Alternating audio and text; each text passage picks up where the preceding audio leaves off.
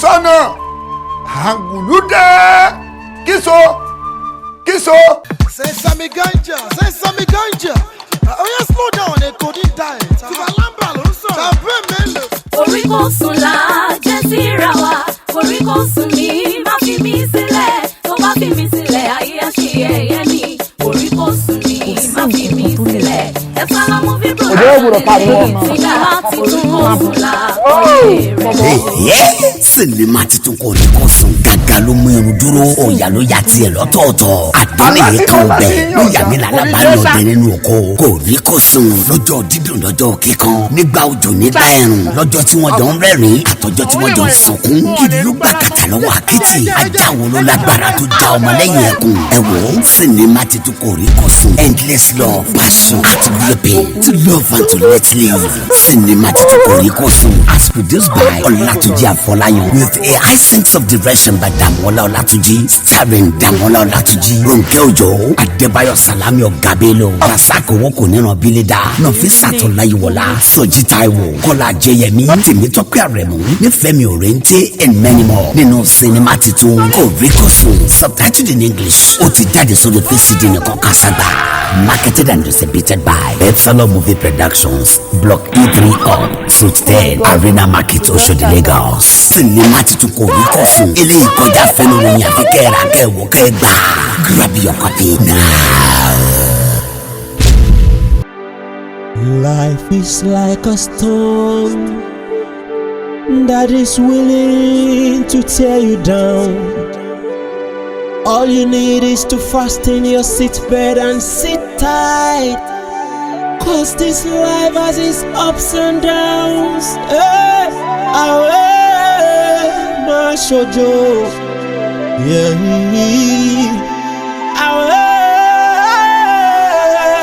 my beru. Torí ìbẹ̀rù bójó kò sí ìfakíkanjú. Ilẹ̀ ọ̀la tó mọ́ òru tó ṣú yìí fẹ̀rẹ̀ mọ́. Èèbó Olúwa dúró àní kó bọ́ Ọlọ́run dúró má bẹ̀rù má ṣojo. Ilẹ̀ tó ṣú yìí fẹ̀rẹ̀ mọ́. I know life is full of challenges, but what you believe is what keeps you going. Never let these challenges of this world tear you apart. Stand on your feet so you can defeat. If you believe, you will be a winner. If you believe, you'll be a winner. If you believe, you'll be a winner. If you believe, you will win.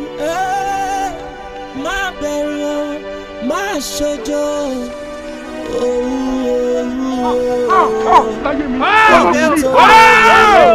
Ṣé ti rí báyìí? Ilé ìwọ̀n wà tó wá pè mí sí, tó níbi tó fi dáwọ́ sí rè. Wọ́n ọmọkùnrin. Bá a lè jà sóhun, ṣiṣẹ́ ẹ̀wù bíi.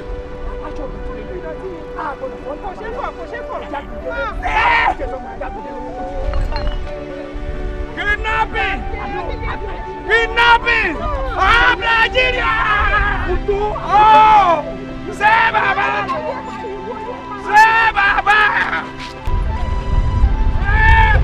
say baba. Àwa bọ̀bọ̀ láti Nàìjíríà. Kí ni gbogbo eléyìí tó ń ṣe? Ibo ló ń lọ nísìn? Ibo ló ń lọ? Ó jẹ́ kí sùúrù. Mama ìwé ìyá fún mi lórí. Ṣé máa ń jìyà lórí ọmọ ni? Ṣé ìwà jìyà lórí ọmọ kò ní jọrọ? Kí ni gbogbo eléyìí tó ní Ọlọ́run?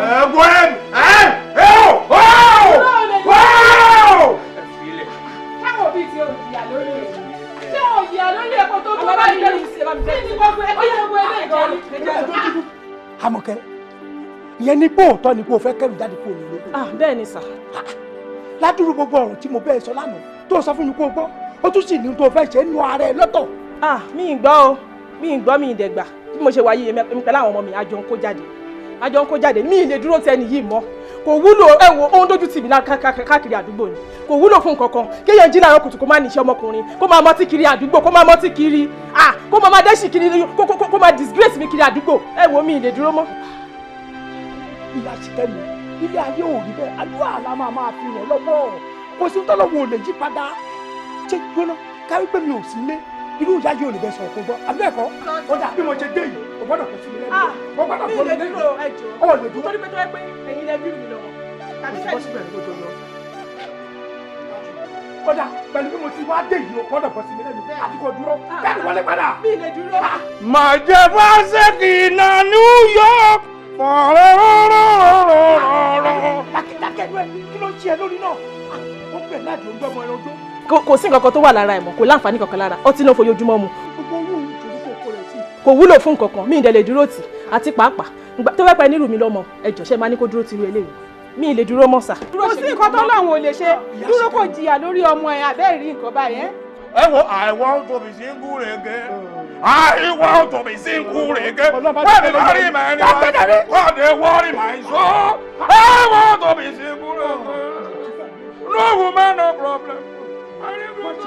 oníṣẹ́ méjì àkọ́tì ọlọ́run bá wa yí padà. síbẹ̀síbẹ̀ náà ọlọ́run náà bẹ̀ fún bàbá yìí padà. mo lè yí padà mo fi yọ̀ǹda mi ò ní trust mi lẹ́nu bóyá ìyá mo fi láti lò. Close the way.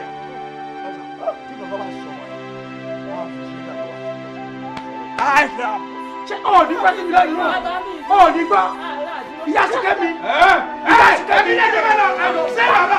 Ṣé bàbá?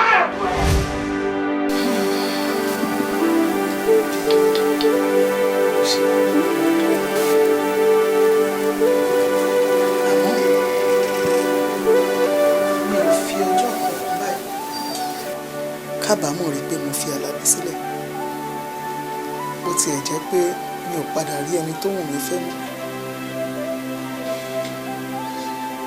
tòun ti bẹ́ẹ̀ àdágbé àdáfà yìí ó fi gbogbo ibi tẹ́ mi lọ́rùn ju kí n wà lákàtà ọkùnrin kan tí mi ò fi ọjọ́ kan ṣoṣo nífẹ̀ẹ́ lọ.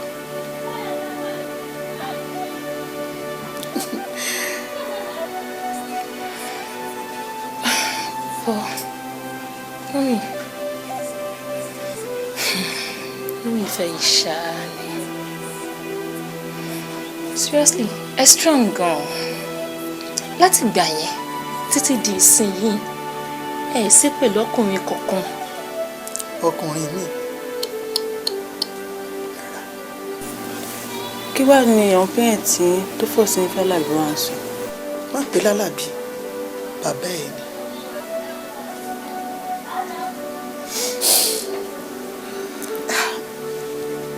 Àwọn parents ni wọ́n torí owó wọ́n jẹ́ kí n pàdánù ẹni tí mo nífẹ̀ẹ́ sí látọjọ́ àárọ̀ ni. But wọ́n ti gbàgbé ni pé ní tòótọ́ owó ṣe kókó ṣùgbọ́n fẹ́ jowó lọ. Ó kù díẹ̀ kí bàbá mi jáde láyé ni wọ́n tó realize pé òótọ́ ni tí mò ń bá wọn sọ. Ó ti late cause initially wọn ò dáríjì mi. Wá ọ̀rọ̀ ọjọ́ mi nìyẹn. Ìdí ìtàn mi fún yín ni pé mo fẹ́ kí ẹ mọ ọmọ ẹni tẹ́ ẹ ṣe. Ibikíbi ìgbàkígbà ipòkípò tẹ́lẹ̀ wà ẹ má jẹ́ kẹ́nìkankan tàn yín bíbí eré ò ṣe fowó rà. Ẹ̀ẹ́dẹ̀ gbọ́dọ̀ disappoint mi bí mi ò ṣe mọ ìbànújẹ́ lórí yín láti kékeré. Ẹ má jẹ́ rí nǹkan ìbànújẹ́ lórí yín ní ìtẹ́ ti dàgbà yìí. Ẹ jọ̀ọ́ ẹ promise mi bẹ́ẹ̀ ni bà mí lójú jẹ́.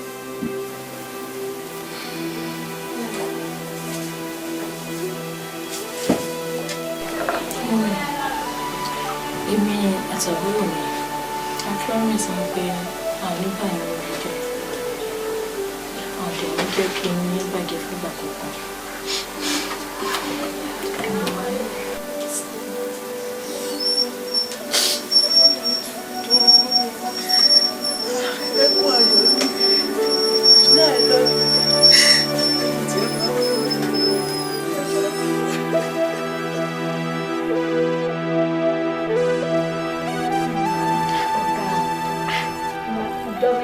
dédé yọ sí wa wẹ́rẹ́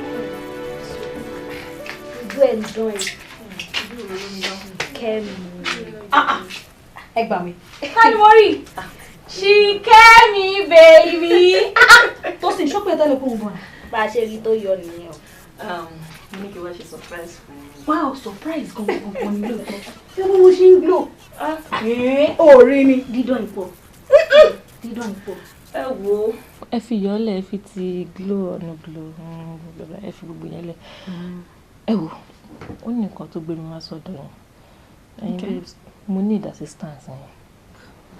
Like, mo really need kẹ́ ràn mí lọ́wọ́. Ṣebí ẹ̀yin méjèèjì ẹ ṣe rántí nǹkan tó jẹ́ kí n drop out kúrò ní school?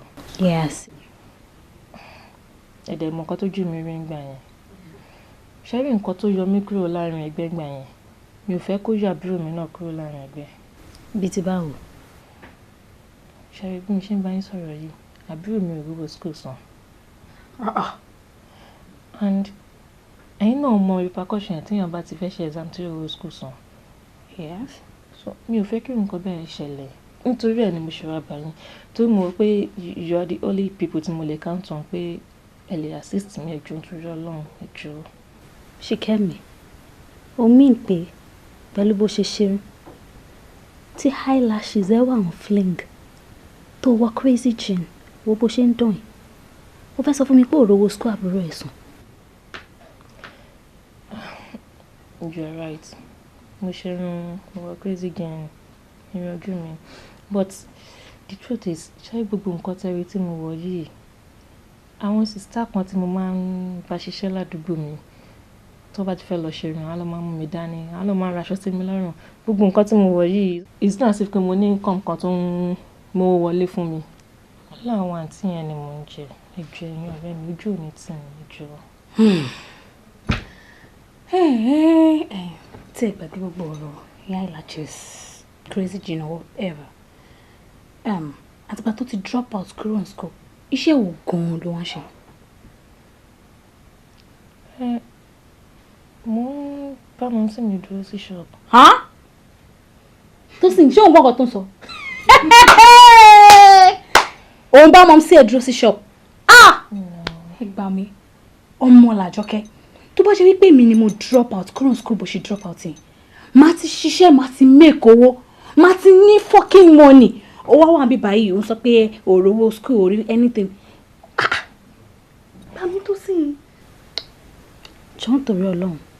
Àwọn àǹtí Becky àbí Baki àbí brothers whatsoever tó pé orúkọ wọn tó ń raṣọ ra bàtà ra irun fún ẹ.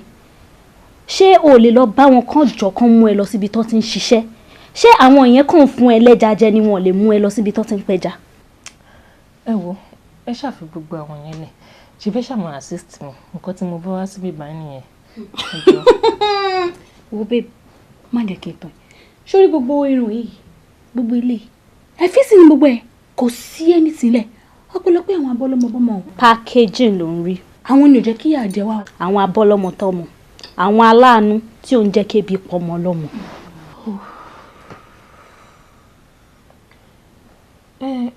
Okay. Ṣebí mo ṣáà máa rí nǹkan kan ẹ bá mi gather nǹkan kan. Yes, of course. Wárí, Ọlọ́run dẹ̀ ṣe mo ṣe sí concussion rice tán ni. Pẹ̀lú omi tó tutù ice water.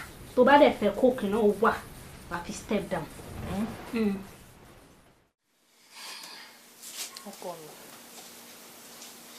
ẹnì kejì mi, Àbáyọ̀mí kan ṣoṣo tó máa sanwó orí Ṣìkẹ́mi.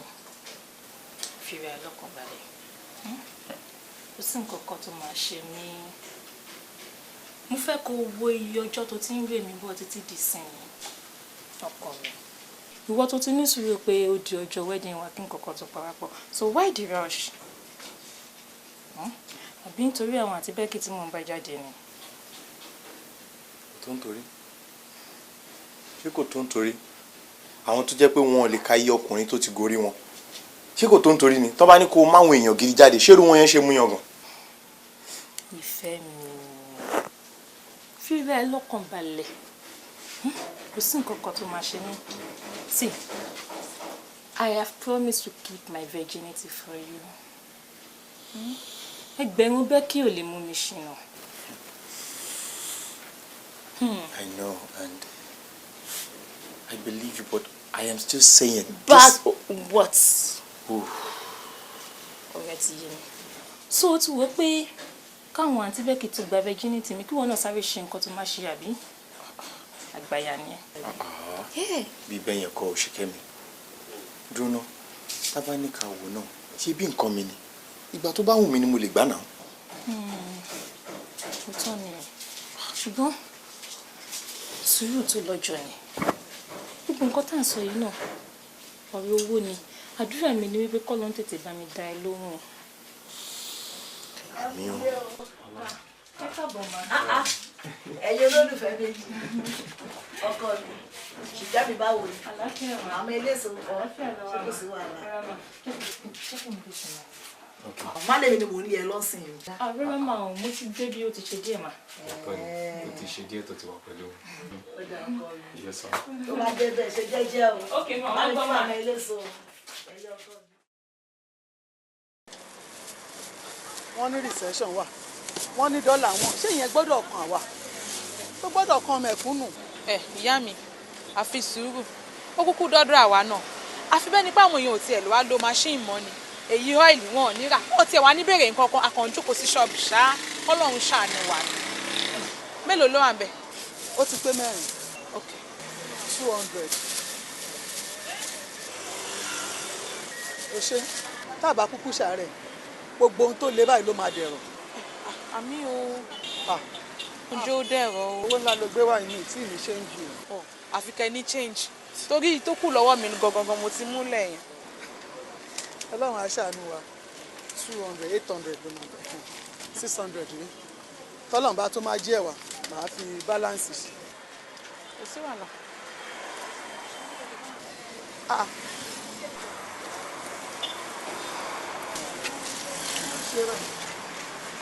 Kí ló tó fajúro kí ló ṣe ẹ́?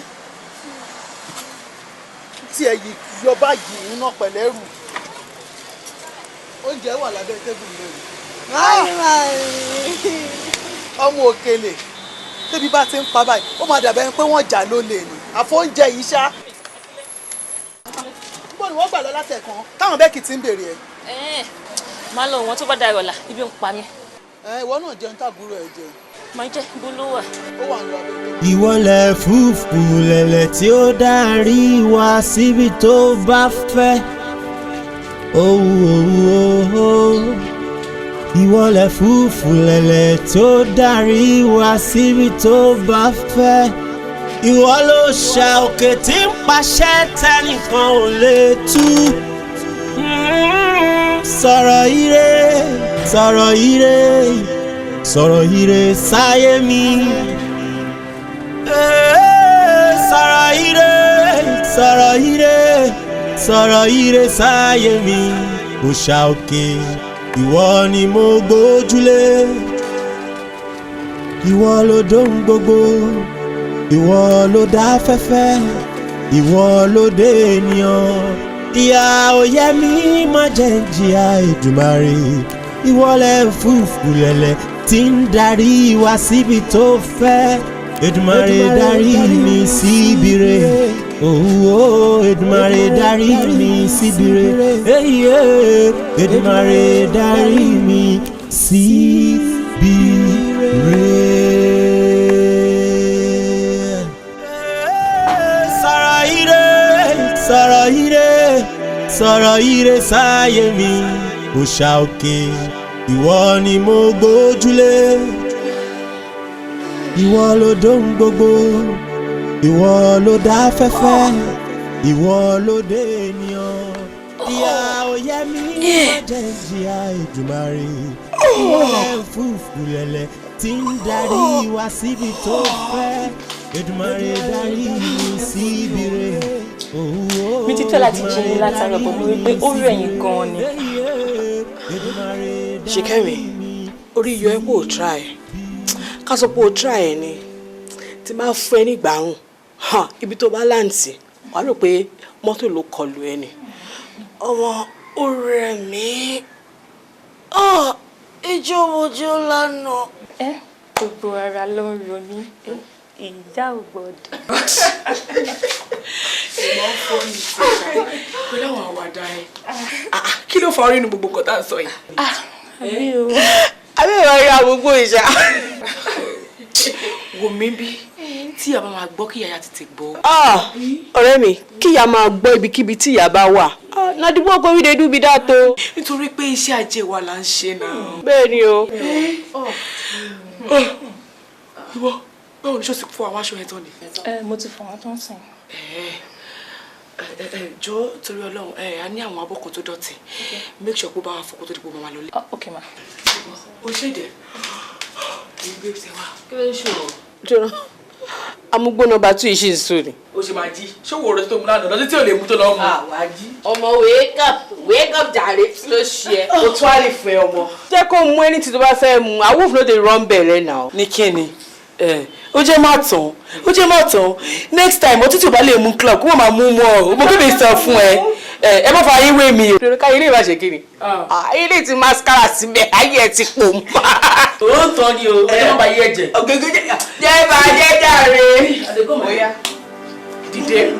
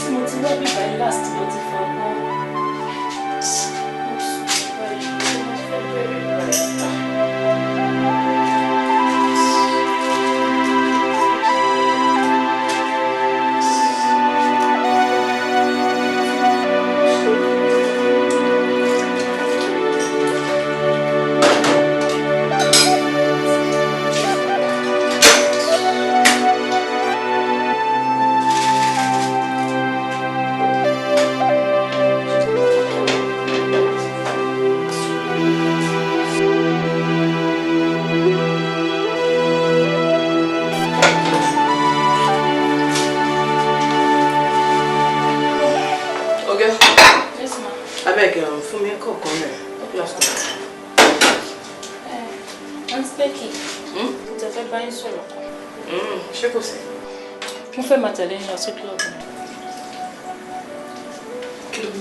Ẹ má jẹ́ kó yà yín lẹ́nu. Dúró. Kí ló rò pa máa lọ ṣe club? Àná, kí ló tó fi fún pé o fẹ́ tẹ̀lé wa lọ? Mo mọ̀ wípé kò kí ń ṣe ìrànà lè máa lọ ṣe ní club. Mo dẹ̀ mọ̀ pé iṣẹ́ ajé ló gbé yín lọ sí club láti máa lójú. Nítorí ẹ̀ ni mo ṣe fẹ́ tẹ̀lé yín lọ kí mi náà máa lójú pẹ̀lú yín. Really?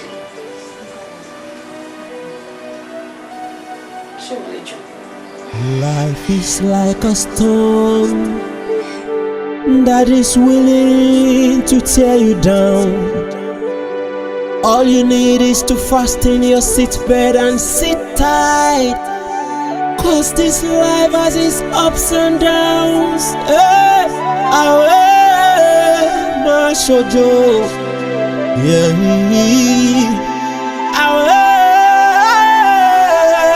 má bẹ̀rù torí ìbẹ̀rù bójó kò sí ìfakíkanjú. Ilẹ̀ ọ̀la tó mọ́ òru tó ṣú yìí fẹ̀rẹ̀ mọ́. Èèbó Olúwa dúró àní kó bọ́ lọ́rùn dúró má bẹ̀rù má ṣojo. Ilẹ̀ tó ṣú yìí fẹ̀rẹ̀ mọ́. I know life is full of challenges, but what you believe is what keeps you going. Ṣé kò sí? Mami kí ló dé? Ṣé máa ti fẹ́ bẹ́ẹ̀ mọ̀ kó owó sùkúl last time lọ lé mi fún ẹlẹ́gbẹ́ èkó kí ló dé? Mi tí sanwó school last time tán ṣebí balance ló kù tá fẹ́ fún wọn. Kí ló wá di kó máa lé ọmọ kúrò níléèwé eléyìí òkùnkùn tí ì parí mi dẹ̀ ní mi ò ní san. Àmọ́ tí máa fẹ́ fún ẹ lówó ṣé o rí pé gbólóhùn tó fi ń bá mi sọ̀rọ̀ yìí kò bọ́ sí ó sì bàjẹ́ ìbàjẹ́ ló wù ẹ́ lọ́rùn. Ọmọ mi ẹ ṣàmú owó jáde pé mi kí mi padà ló máa lọ sí. Owó náà mò ń tújọ yìí. Àmọ́ bàjẹ́ o lọ́rọ̀ ni lẹ́nu bó bó ṣe ń jágbe mọ́ mi. Owó ni kẹ́ fún mi kí mi máa padà lọ sí ọ̀hún bá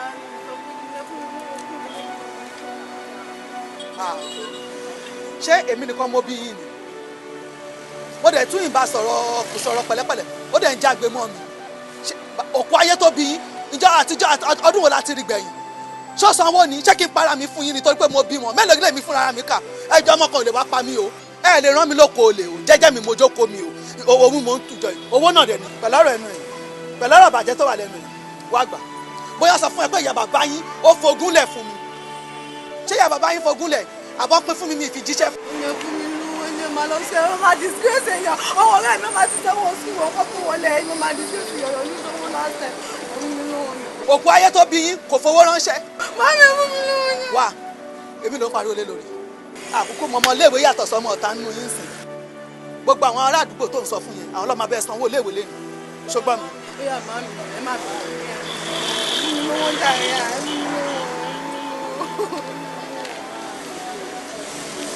mami ẹ dá mi lóhùn. ó já bọ́ ṣọlẹ̀ kó bẹ̀rẹ̀ sí tèso. èmi ò tèso èmi ò tèso èmi ò tèso ẹ fún mi lówó. èmi ló fọ́ sétí báyìí èmi lélẹ̀.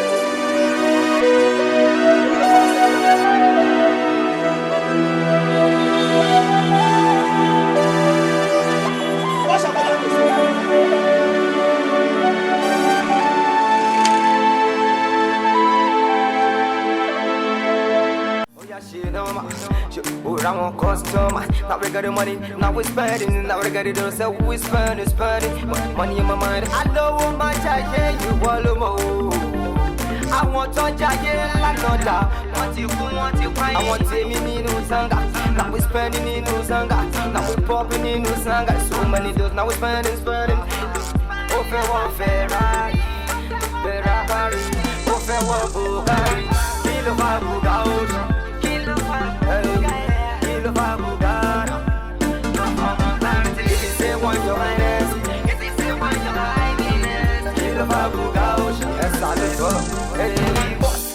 Baba, see your girl myself wanna feel me. All the lady wanna kill me. Shut up, I'm a booby in the mosque. See my beautiful ladies, oh. See the way that they dance,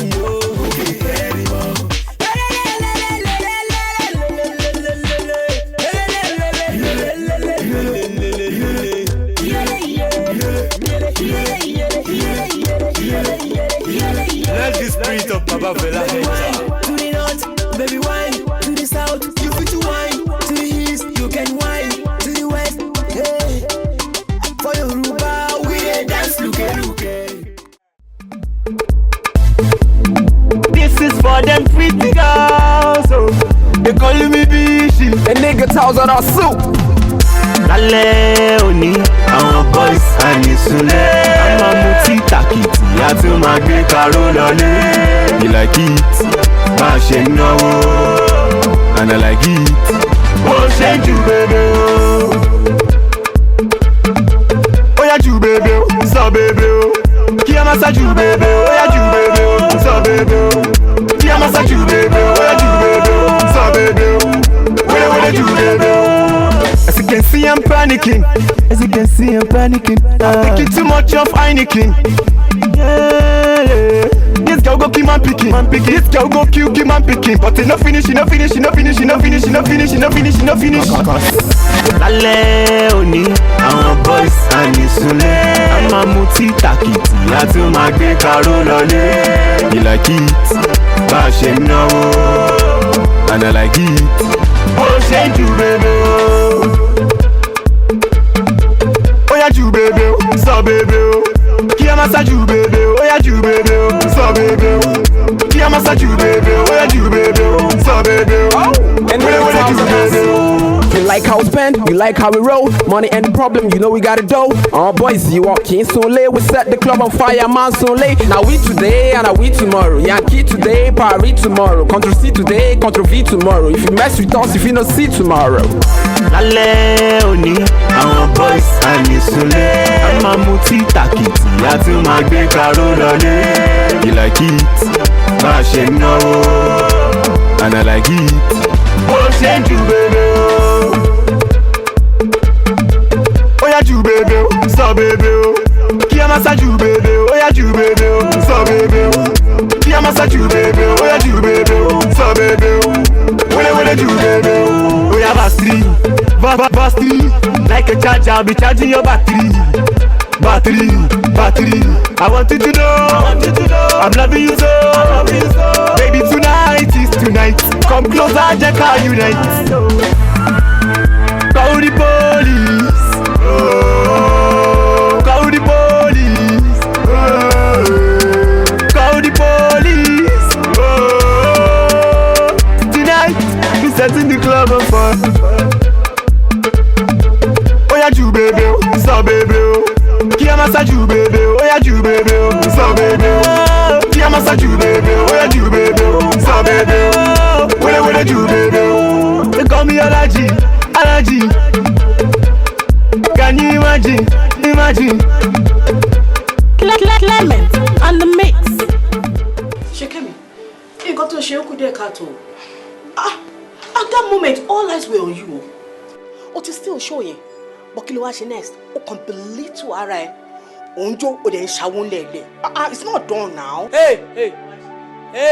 Oh, she did not only berate herself, but all of us. Because nígbà tá wọnú club yẹn, gbogbo ojú lórí everybody gbajo wọlé ni. You see now. Kí ni gbogbo nonsense yẹn? But me ò rí ẹ blame. Ìwọ go back in my blame. Because wọ́n ló mú wa lọ jẹ́ kó tẹ̀lé lọ sí club now. Me? Yeah. Ìwọ go ni my blame. Tiwa. Why is Mama Dabeki lẹ́bi? I'll tell you. At least last week at the last club. Lọ́mọ yìí ti ń bẹ̀ wá. So what else do you want? Ask me, I'll tell you. I'm asking you. Kí ló tún fẹ́? Ṣé o ti gbàgbé nígbà tó kọ́kọ́ join wa? Lálẹ́ ọjọ́ tá kọ́kọ́ mú ẹ lọ sí club. Kí ló ṣe? Abẹ́ mi tell am. So òun sọ ìtàn fún mi ní àbí? Òun sọ fún mi ìgbà tí mo wọlé ní àbí? Ní ẹnu tiẹ̀ sí èmi. Ṣé o gbọ́ nǹkan tó ń sọ? Abeg. If una dey ask una sef, now me I go ask. I'll talk wetin now. Jọ ìwọ ògbọ́n ìgbà tó ń bá mi wí sí tó ń pùtò fún mi pé ìgbà tẹ́mi ṣẹ̀ṣẹ̀ dé ìgbà tó ń bẹ́ẹ̀ lèmi ṣe ń ṣe lẹ́nu wọn sún sẹ́mi. Ṣé bí wọn náà ta sí mi náà ni? So o ní right àti ta sí ẹ padà. Ṣé nǹkan mi wà ń bẹ̀ ni? Mi ò náà talk na. Adéyẹ. Àǹtí Tiwa, ẹ má bínú. Nígbà tó jẹ́ pé owó yẹn náà ló gbé mi dé club. Mi mọ̀ pé kò yẹ kí n ṣá, ẹ má bínú ẹjọ́. See, I don't have any business with you. Ṣé tí mo ti sọ? Ṣé ní wọ? Nǹkan tí màá ṣe fún ẹnu lẹ́yìn. Ara ẹ máa kọ̀ wá ẹ̀ta rẹ̀. Èmi ló ń bá wí àbí? Màá dì pẹ̀lú ẹnu lẹ́yìn. No, you don't have to work out. Wá fún mi lésì. I know what I go do for now. Màá gbé yín lọ sí pápá ìjà. Ẹ wá nọra yín dáadáa. Wait. Wá jàre Ṣìkẹ́mi ọmọ alálùbáríkà. Wọ́n ilẹ̀ tó bá tẹ̀lé wa lọ sí club. Jọ wá ṣàwọ́. Tó bá ti ń jó, kó máa tẹ owó yẹn mọ́lẹ̀ báyìí. Ẹrú ni kíni? Ẹrú lówó fún wa. Ẹ má ṣe bí ebi náà. Okay?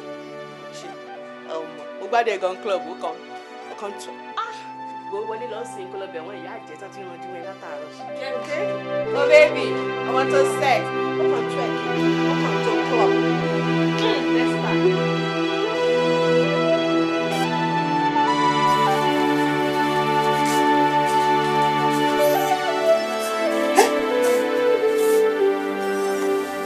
Irú ọjọ́ wo lọ́jọ́ torí àdúrà owó báyìí? Ní alẹ́ ọjọ́ kan,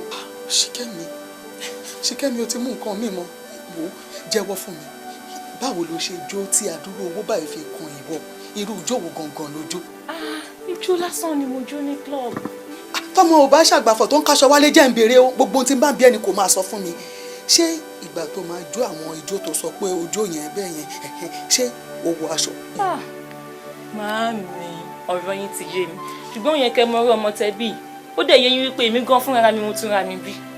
Ọ̀rọ̀ máa ẹ̀ ṣẹlẹ̀ ohun tí bá ń bí ẹni kò máa sọ fún mi. Àní ṣé o wọ aṣọ jó àbí ó ní àwọn nǹkan míì tẹ́ tún ṣe fúnra yín lẹ́yìn ijó? Kí ni ìwọ ṣe fún wọn? Kí làwọn ṣe fún ìwọ?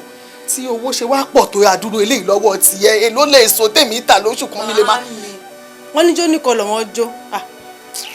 Wàhálà ya bàbá ẹ̀ wo ló pọ̀? Ẹ wo sísá mi, èmi ní ìdówó ń tèmi. Pé tí bá ń lọ skúl ọ̀la tí bàkó skúl mi dání wọ̀ ní jẹ́ kí n wọ kíláàsì. Akẹ́tí fẹ́ bẹ̀rẹ̀ exam wa.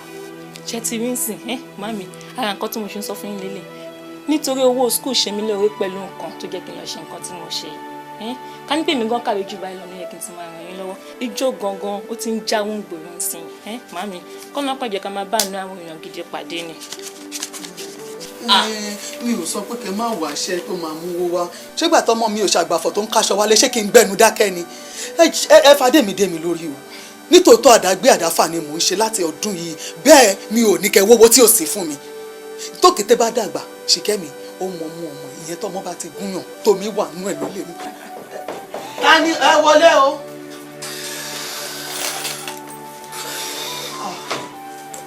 ọkọ mi àjíkúná ni. mo wáṣẹ́ lọ gbòòrò ni bí mo ṣe ń padà bọ̀ mo bá ní kí n yà kí n kó tó di pé mo máa lọ. bẹ́ẹ̀ ti rí ọlọ́run ò ní gbàgbé wọn náà ọlọ́run bá mi pèsè iṣẹ́ alálùbáríkà fún ẹ o ò ní ṣiṣẹ́ ṣe o. ẹ̀rọ mi ti fẹ́ máa lọ ni. dáríjì mi ò rántí sọ fún ìyàwó ẹ̀ pé wá lánàá wo jẹ́ ìsáré jíṣẹ́ ó wá ẹ wá lálẹ́ àná o. mo ti jíṣẹ́. ó dà bẹ́ẹ̀ ma ó dà ma ó dà bọ̀ ma. kò burú ó dà bọ̀.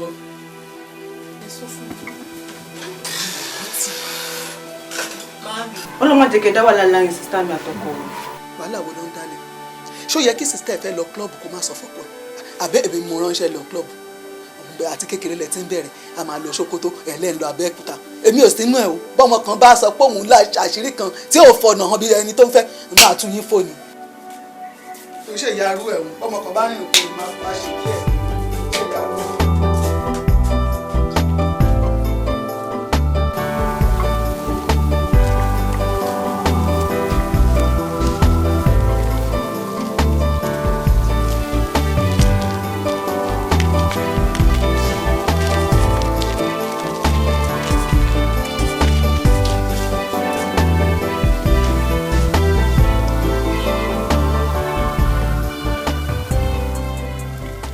Kẹ́mi. Àwọn Yorùbá bọ̀ wọ́n ní sàn láàrin ajẹnimú ní pẹ̀kọ̀rọ̀. Mo fẹ́ bi ẹni béèrè kan. Ọbẹ̀ tí baálé ilé ò kí ń jẹ. Ṣé ìyáálé ilé kan máa ń sè? Torí ẹ̀ ni mo ṣe jí wa. Mo mọ̀ọ́mọ̀ jí wa ni kí n lè mọ iye ọjọ́ tẹ́ lò ní kílọ̀bù tẹ́ lọ láì dágbére.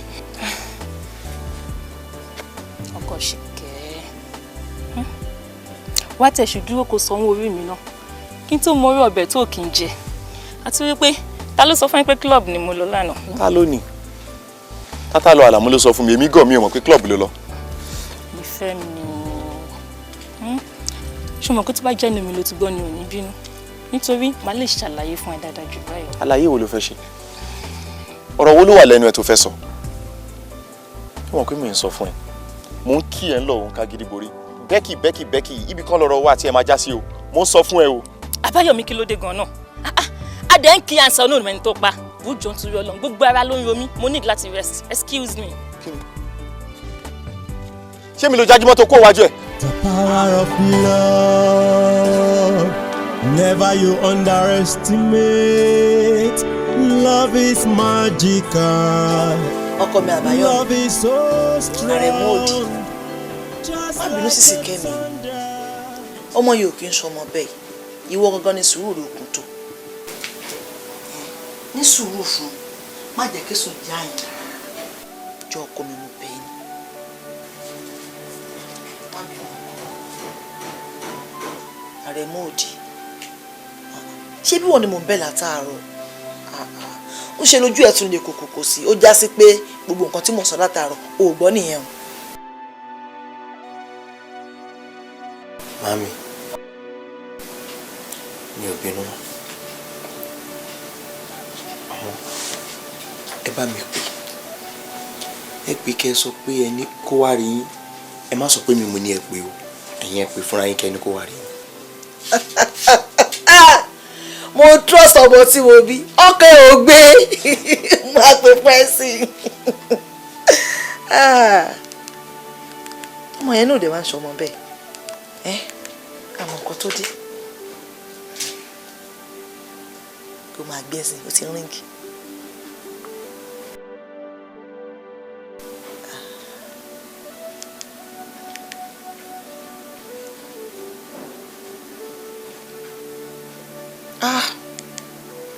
Sìkẹ́mi ò gbé fóònù mi bóyá ó bí sí tó bá ti rí ní score mi ó máa pè mí padà.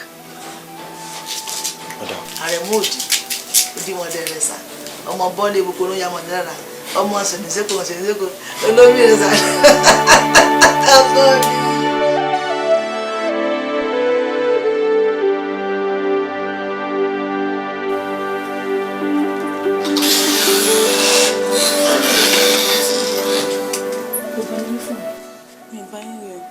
ti máa lọ ni. Mo fẹ́ gbàgbọ́ yọ mi ni mo á rántí pé mi mú fún mi dání mo lè ti gbá gbogbo mọ́tò mi rẹ̀. Ẹ jẹ́ ń bá yín pé ó máa wà níbì kan nù. Má pè kó lè jọ́dọ̀ mọ́ mi ló wá mi dání fẹ́ kọjú jẹ́ kó lè ti máa lọ. Ẹ wá sísá mi, ṣé ìbá wípé ti promise mi pé last time tó máa lọ sílé ojú lélẹ̀ ẹ mọ̀ pé ní bọ̀dá báyọ̀ náà dùn sí. Mo ti gbọ́. Tí bọ̀dá báyọ̀ bá wá béèrè ibi ní kí sọ pé ẹ lọ. Báyọ̀ mi ò lè wá bí lálẹ́ ojú ń bi lọ́wọ́ tó bá dọ̀la máa lọ wò.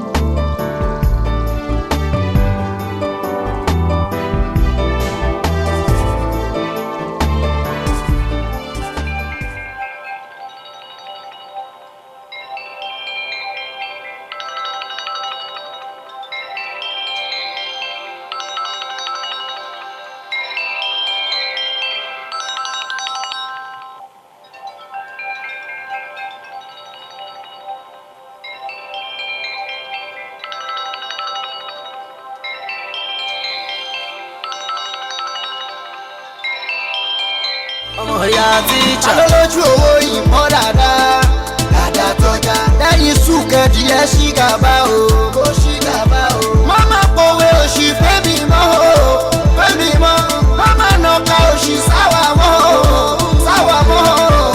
èwo lòwe tínínní tanana àti bílíkì sọ́ra gan olórí ẹbí pẹlẹbẹ èwo lòwe tínínní tanana àti bílíkì sọ́ra gan olórí ẹbí pẹlẹbẹ. inferiority complex kò lè láyé gbẹ́nu duplex ayé múra má lọ useless nana akéwé jẹjẹ kan mọ orí ló mọ gbogbo bọ́lá ò ní di bẹ́gà orúkọ lóró má la ọmọ bẹ̀tà mú jòjò kí wọ́n náà dáńsíá torí àlùjọ èyí pọ̀ rẹ̀. alólójú owó ìmọ̀ dáadáa dáadáa tọ́já lẹ́yìn súnkẹ̀dì ẹ̀ ṣì gàba o ó ṣì gàba o. mama pòwe òṣì fẹ́mi mọ́ o fẹ́mi mọ́ mama nàka òṣì sáwà mọ́ o sáwà mọ́ o. èwo lòwe tínínní tanana àti bílíkì sọ́ra gan olórí ẹbí pẹlẹbẹ èwo lòwe tínínní tanana àti bílíkì sọ́ra gan olórí ẹbí pẹlẹbẹ. sọ́sọ́ kàwé di kànga èmi ò wọ́rì ìwọ̀n wá mi ò tó máa nà ga èmi ò wọ́rì àtọ́bà wọn ti sọ́fà mélòó lára mi ti fẹ́ sọ́fà àtọ́bà wọn ti sọ́fà èmi ọmọ bẹ̀ta mo dẹ̀ yọ fà èwo ni ikú ṣe òṣì tó lọ́jọ́ màsáṣí òṣì abẹ́wò lòwe òṣì tó lọ́ jáde lẹ́nu òṣì bọ́mí small doctor kéwì jẹ́ ọ̀gá ńlá èmi dẹ̀ lọ́mọ ẹ̀yà tíjà. alólójú owó ìmọ̀ dáadáa dáadáa tọ́já lẹ́yìn súnkẹ̀dì ẹ̀ ṣì gàba o ó ṣì gàba o. mama pòwe òṣì fẹ́mi mọ́ o fẹ́mi mọ́ mama nàka òṣì sáwà mọ́ o sáwà mọ́ o. èwo lòwe tínínní tanana àti bílíkì sọ́ra gan olórí ẹbí pẹlẹbẹ èwo lòwe tínínní tanana àti bílíkì sọ́ra gan olórí ẹbí pẹlẹbẹ. mo ti rí ibi òtí wọn tí n bá lè sọ pé mo pè fún ẹlòmíì lẹ́nu ìyẹn kò yẹ kí wíwọ wà nù yẹn náà. ọ̀gá adé ẹ wo lóòótọ́ kò sí èèwọ̀ ń bẹ o àmọ́ ilé ti fa yín mú yìí èèwọ̀ ni o. kí ló ṣẹlẹ̀. ẹ jẹ́ ń já yín sí first of all kò ṣe nǹkan tá à ń wí yìí. kò ṣe kí ni rí. ẹ gbà mí gbọ́. lónà virgin lọmọ yẹn pẹ̀lú bó ṣe rí yẹn. a ní kò ṣe rí virgin ni. And secondly àtọ̀ wá sí ìgbà ẹni o ó rò pé ijó nìkan àwọn máa ń jó àwa ò já anything sí fún rárá so ijó nìkan ló kàn fẹ́ wájú kó dẹ̀ máa so kò mọ̀ kankan and alẹ́ yìí alẹ́ tí wà ní so báwo mo ṣe fẹ́ convince ẹ̀. jẹ́ kí bọ̀bọ̀ olówó ṣe ohun gbogbo tán èmi ni mo ní owó mi tí mo fẹ́ ná èmi ni mo ń béèrè fún sáfìsì yìí náà òbí tó bá wà ló ṣe o á jẹ́ kó tèjì o padà business tó wà láàrin wa. ṣe náà àbá ọ̀gá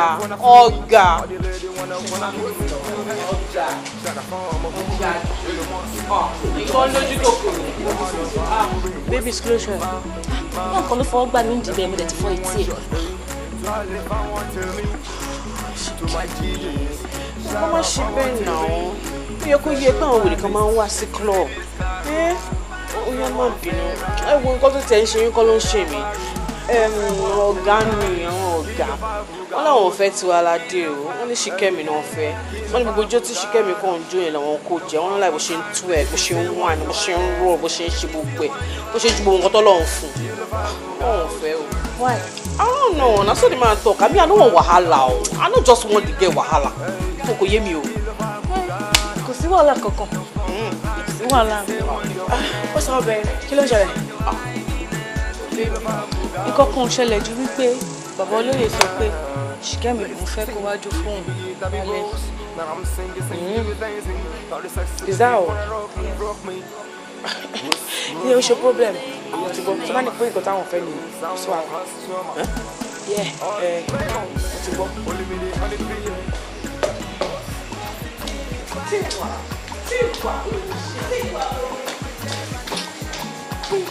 Kí ló ṣe? Mo rí bàbá olóyè tó owó burúkú wà lọ. Kó mọ́ la tówó kọ, ó máa ń náwó bí ẹlẹ́dàá ni. Kí ni bàbá olóyè fẹ́ látọwọ́ mi bàbá? Nǹkan ẹyọ kan ṣoṣo péré ni bàbá olóyè fẹ́ látọwọ́. Kí ni nǹkan náà? Má jẹ́ kẹ́rù ìlú ẹ̀rọ. Kò sí nǹkan kan. Sórí bàbá olóyè tó wòye, òkóbó ni o, kò lè ṣe nada. Sórí láti alẹ́ títí di àárọ̀, ó kò fẹ́ kó máa jó fún un. Ó tọ́. Ìjó. You might not stop issue that I know. Oh, Joanna, I hear me pass marijuana. Girl, you burn like fire. Need you that I require. Baby, go down. If you alone, you go down. Baby, go down. Every day on some party, go down. Nothing will ever come in between. You go down. Yeah. Let them make you my money playing and I bet my baby. I will spend the money on you. I swear to my God. Anything you want, anything I go buy. Anything you want, anything I go get. Go down.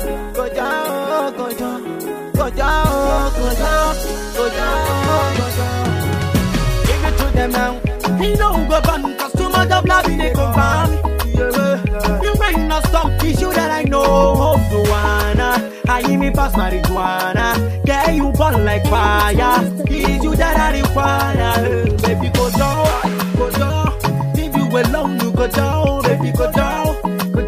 Every day on some party, go down. Nothing will ever come in between me, go down.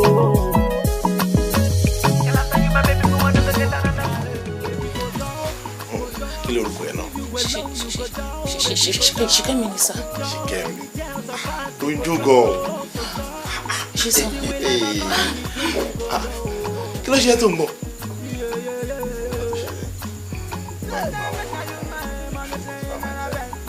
Kí n tó dé, ó ti bọ́ gbogbo ilé tó wà. Ó ti bọ̀ dára. Kò lè mi sà mọ́. Mo ní gbogbo jàǹkárí wọ̀ tó wọ̀ ẹ́ kó o ti bọ́ gbogbo ẹ̀ dànù. Kí n tó dé láti inú bedroom kó wá náà gbalaja sí ìbàdí. O ò ṣe rí. Ìṣe sà ẹjọ́. Bí yóò bá ṣe nǹkan níjọ́ kan náà ló bẹ̀rẹ̀. Owó bí fèrè lọ́kùn balẹ̀ tí bá fi máa dé kó pọ̀ gbogbo ìfẹ́ tí o ti gbọ́.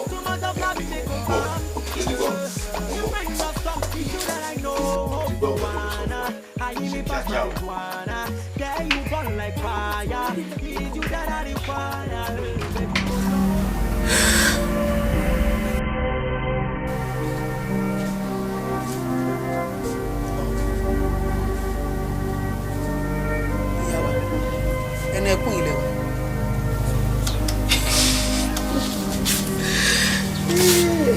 Ọ̀gọ̀lú kò ní tán bí. Ṣé mo ò bá ẹ sọ̀rọ̀? Mi ò kí ẹ lọ. Mi ò bí ẹgbẹ́rún ojú òwò lẹ̀ ń jó tó fi dolówó rẹpẹtẹ. onípẹ́pẹ́sẹ́ mi o ìjó ní ń jáwó ìjó ló ń lùlù o ẹsẹ̀ ló ń kọrin o ṣàbọ̀ ẹ̀rìn ṣé òun náà rí ohun tójú aláìgbọràn rí òun lójú ẹ̀rí yẹn ṣìkẹ́ ó dẹ̀ wọlé ayé ẹ̀ báyìí ó dẹ̀ jẹ́ kó bàjẹ́ ní ìwọ ọmọ tí mo fi yan gan ìpè ìbálẹ̀ wà lára ọmọ mi àṣemọ tọ́ra mi àfìgbà tó jẹ́ kó sọ ẹ̀dá jáde àgbẹ̀rẹ̀ ìwọ́dọ̀ tí lóbìnrin rẹ̀ kò sí nǹkan kan àti di gáǹgì àti dẹgbẹ́ gbogbo ohun tí èmi ń gbẹ ẹ̀dá ṣọ́bù àfìgbà tó jẹ́ kó dàlú àwọn àwítọ́ oná fi bá bẹ́ẹ̀ lò pọ̀ abọ́ lè jó lórí yẹn irú aṣọ wo gangan ni wọ́wọ́ náà lè jó kó tó di pé wọ́n rí bọ́lá rẹ̀ kan tó fi pa bẹ́ẹ̀ ṣe tẹ́lẹ̀ o bẹ́ẹ̀ mú kí ẹ lọ tẹ́mi fẹ́ fojú sunkún lórí ẹ̀yìn ọmọdé wá o má jẹ́ kó ṣe é pé oníyàgò tó lè gbóyún ẹlẹ́yà lọ́ba o tó bá ti ṣe mistake ní orí báyìí wàá ṣe mistake kó lọ lé àwọn tán dá ẹ lọ àwọn tán jù ẹ mọ tán dá òsì ẹ lára ẹ ibẹ̀ ló máa ṣe mistake gbóyún ẹ lọ kì í ṣe mi ilé bọ́yá kì í bọ́ ọmọ ó dẹ̀ wò mí báyìí ó dẹ̀ fi mí ṣẹ̀sìn fún mi ṣẹlẹ̀ yẹn ìbá ti jẹ́wọ́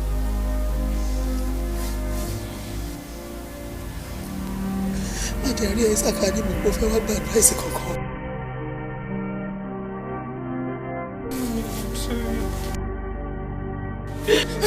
tó bá ti rìn ẹnu kó lọ fi ẹ ṣe wọn náà ti tójú bọ́ ó ti tó rẹ̀ ẹ́ tọ́ ni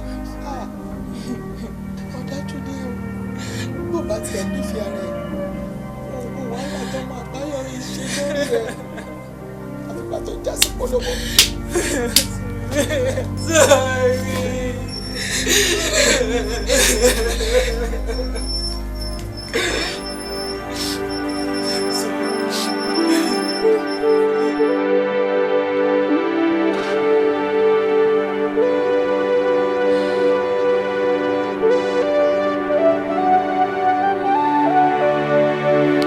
First, I'm going to say a very big thank you to you and to let you know that I'm never going to forgive you. We should lose virginity. Torí mo mọ̀ pé àtìgbà tó ti bẹ̀rẹ̀ sí bábẹ́kìrìn ní gbogbo ìṣesí ẹ̀ ti yàtọ̀ ló ti bẹ̀rẹ̀ sí hùwà àwọn ọ̀wà tí ó I can't even explain it. It's not like that. It's not what you think. It's fine. And for your information, please, for the sake of God, don't ever call my name again. Please, I'm sorry. Or even call my number. This whole shit is over. Is that clear? I'm sorry. It's not what you think. I'm sorry. Please. It's not what you think. I'm sorry. Oh, God. Shit.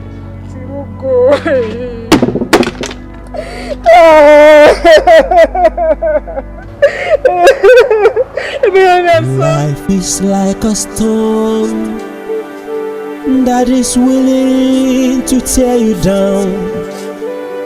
All you need is to fasten your seatbelt and sit tight, 'cause this life has its ups and downs.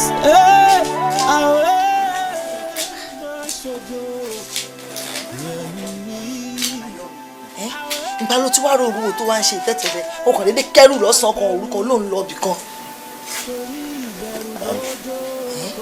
Mo ti ṣàlàyé ìrìn àjò yìí fún yín tẹ́lẹ̀ ní ti wò pé mo kúkú dúró síbí náà mo wáṣẹ́ mi ò ríṣẹ́ kí wá láǹfààní ìjókòó tí mo jókòó kalẹ̀ ẹ jẹ́ kí n kúkú máa lọ sí Kaduna tí mo ti sọ fún yín iṣẹ́ ọlọ́pàá tí mo sọ fún yín tẹ́lẹ̀ náà ni ọkùnrin tó ní kí n wá èmi mo fà kékọ́rí àsìkò tí wá tó báyìí graduate ni mí tí mo bá join force lé ní kí n tó ṣẹ́jú pẹ́ máa ní promotion gidi ẹ jẹ́ kí n lọ bá bọ̀dá mọ̀ pọ̀ lọ́n kí n lọ bẹ̀rẹ̀ ayé mi.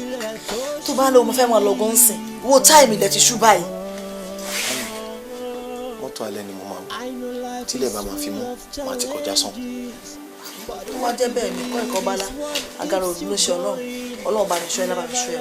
tó bá ti dé páàkì tẹ bá ti fẹ́ máa lọ pè mí o àbí kémi náà pè é. èmi á pè yín tí n bá ti dé park àmọ́ tí n bá ti dọ̀hùn ẹ má ṣòkò dára yín láàmú pé fẹ́ pè mí torí nọ́mbà náà ò ní lọ gẹ́lẹ́ tí n bá ti kọjá sàn síìmù yìí mo máa kàn dànù. If you believe you'll be a winner. If you believe you'll be a winner. If you believe you will win. My burial, my shadow. Kẹ́mi ọkọ mi, báwo ni? Ṣé kò sí problem? Ó ní kó wá kí mi kú lédè ọkọ ẹ̀. Lédè, kò yé mi mà. Sì Kẹ́mi, o fẹ́ ní kò ń ṣe àjọmọ̀ àwọn àti ẹ̀ kó tó lọ sí Kaduna. Kaduna kẹ̀, mo gbé. Ó ti yé mi, kó lè bá àtọ́jú ẹ̀ ló ṣe lọ sí Kaduna. Ó dá mi lójú pé kó lè rówó tó máa fi tọ́jú ẹ̀ ó jẹ́ kó wá ṣẹ lọ. Rárá, èmi àti ẹ̀ ní ìjà kékeré kan ni. Ìjà kẹ̀, kí ló fàjà? Òtútù bá mú mi o, ìfẹ́ láṣọ mi, nígbà tẹ́bí bá pa mí. Kí ló máa ṣe ọ́? Ó má rò bóyá wọ́n nìkan ló níwèrè ni. Má jẹ́ kó mọ̀ pé mi náà sì die. I just don't trust you on Shikemi's issue. If not for Becky tí mo wò mọ́ ẹ lára. Mo fọkàn sẹ́wọ̀n ànúkúlà tí mo bẹ́ẹ̀ dé mọ́ bẹ́ẹ̀. Jọ̀ọ́ tó lọ lọ, spare me. Tí o bá wo ti Becky mọ́ mi lára, jọ kí ni kò tó bẹ́ẹ̀ fún mi náà? Tell me kí ló dé fún mi? Gbọ́ mi lọ́dọ̀ ojú mi. Ẹ̀rín ẹ̀ ń pa mí, ariwo lásán ló kàn pa. O ò lè ṣe anything fún mi. O ò lè ṣe anything fún mi. Wo mi dáadáa, ìwọ àti Ṣìkẹ́mi yẹn, máa rí pé mo dín pẹ̀lú iná ìsìn inú lẹ́yìn. Ariwo lásán ló kàn pa. Yes, I beg go be there. Don't speak it. See, come in, please. Hello, good afternoon. Good afternoon. Abeg, what will I do for you? I know him. Kí ló fẹ́? Yes, my name is Jamal, and I'm a fan of you guys. Fan? We don't be celebrity o. Yes. Ṣebí bọ̀bọ̀ tí Ṣìkẹ́mi gbá létí ní club ni. Okay. Yes, torí Ṣìkẹ́mi yẹn gan ni mo ṣe wá bí. In fact, I like her gut. Manager club yẹn gan ló fún mi ní address ọ̀dọ̀ yín. So please, may I see her? Abeg, if I hear you well, you say you like I should take slap you. Okay, kind of. Can you imagine? Well, I'm sorry, she no dey live here. Oh.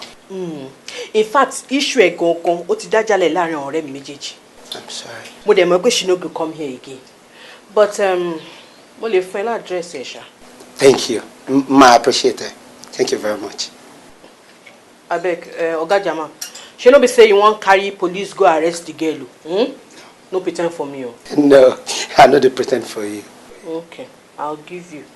Make I get biro, make I write down. Thank you. God bless you. This is what I see.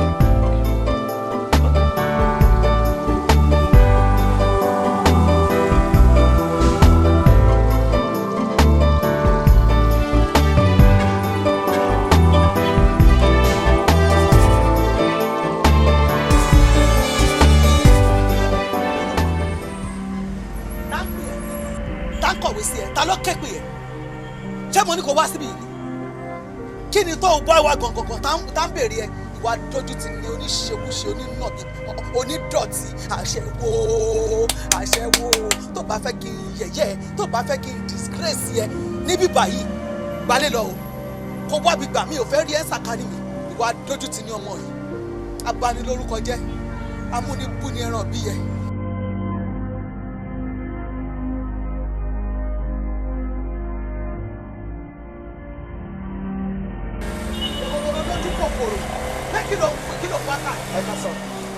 ìjọ ìjẹ́ ìṣòro ajéjàre bàbá mi ẹ kásán ẹ kò ẹ wò ṣe rí a ní mọ́ngòrò wa ìbẹ́pẹ́ wa ọsàn wa ṣe wá rí kínní wọ́tàmẹ́lọ̀ yìí ó di àgọ́ fáwọn ọkùnrin ṣe rí tẹ́ bá fẹ́ gbádùn ẹ̀ ẹni kọ́ bá yín blend ẹ̀ pẹ̀lú èso àtẹ̀yìn ẹ̀ ó máa ń jẹ́ káàrọ̀ ọkùnrin jù. Náírà máa ṣe èso ni mo fẹ́ Ṣìkẹ́mi ni mo fẹ́ yìí.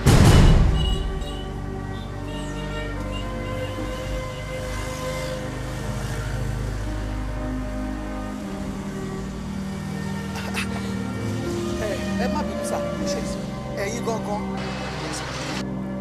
ṣọmọ tẹ̀lé rí ọmọkọ́mọ ni ó máa dójú tì ní Ṣìkẹ́mi ò ń ṣe ọmọ gidi kan ẹ má jẹ́ okó dọ̀tí ẹ má jẹ́ oké èrí báyìí Ṣìkẹ́mi ti bà èmi tí mo bá jẹ́ ìyá ẹ̀ ó ti bà mí lójú jẹ́ ẹ má jẹ́ kó wá sọ yìí di dàbí ti dà ẹ má rí Ṣìkẹ́mi ní gbogbo ọmọ tó wà lágbàáyé yìí Ṣìkẹ́mi lẹ fẹ́ rí. ẹ má bínú mo mọ nǹkan tí Ṣìkẹ́mi ṣe fún tẹ̀ ṣe ní ìlú sí ṣùgbọ́n Ṣìkẹ́mi tí mo mọ dáadáa ni Ṣìkẹ́mi ṣé o wá láti rí ọmọ. nítòótọ́ ọmọ dáadáa lọmọ tí mo bí ọmọ dáadáa mo tọ́ ṣàdédé ni Ṣìkẹ́mi sọ̀rọ̀ ẹ̀ di ọmọ orí ilẹ̀ ó sọ̀rọ̀ ẹ̀ dọ́mọ pọ̀ bí ọ̀sán bọ́ Ṣìkẹ́mi ti dìdàkudà mọ́ mi lọ́wọ́ kó máa kéèrí báyìí mo ṣe ní kẹrin síwájú.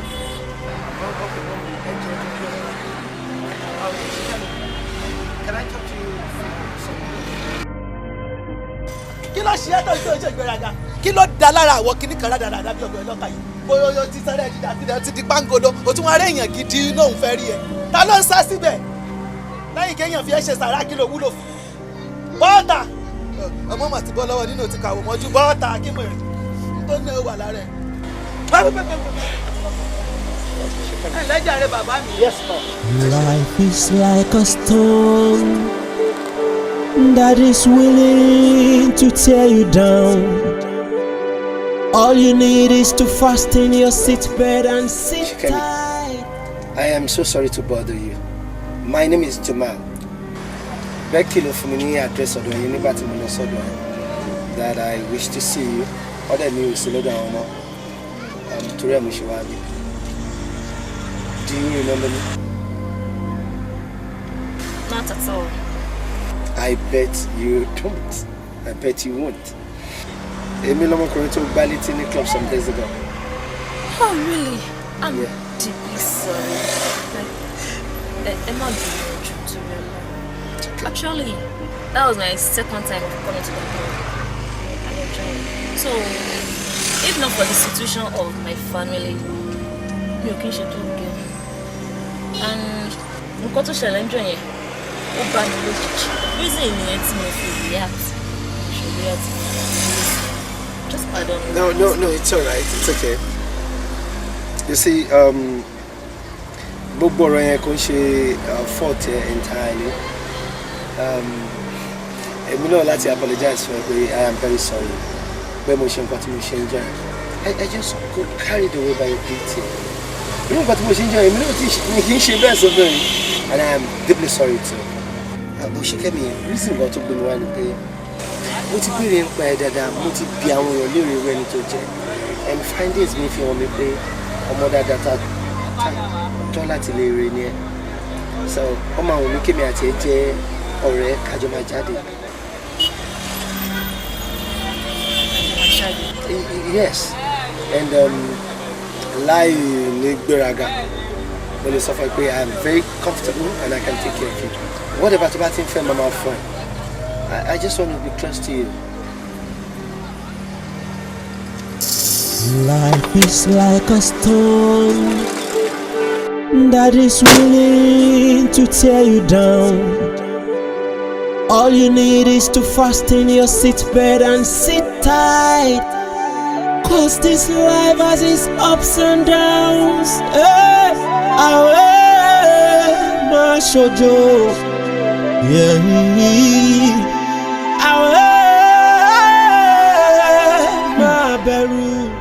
Olúwa, jọ̀ọ́ jẹ́ kí àkókò yìí tètè ré kọjá mi. Mi ò rí ojú màámi nílẹ̀ mọ́. Ẹni tí mo tún fi gbogbo ọjọ́ ayé mi fẹ́ràn, mi ò rí mọ́.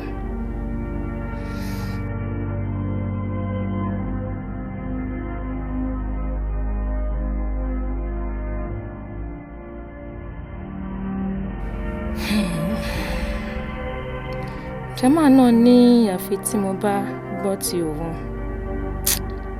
Olúwa, má mà jẹ́ kí ìbànújẹ́ dàpọ̀ mọ́ ayọ̀ mi.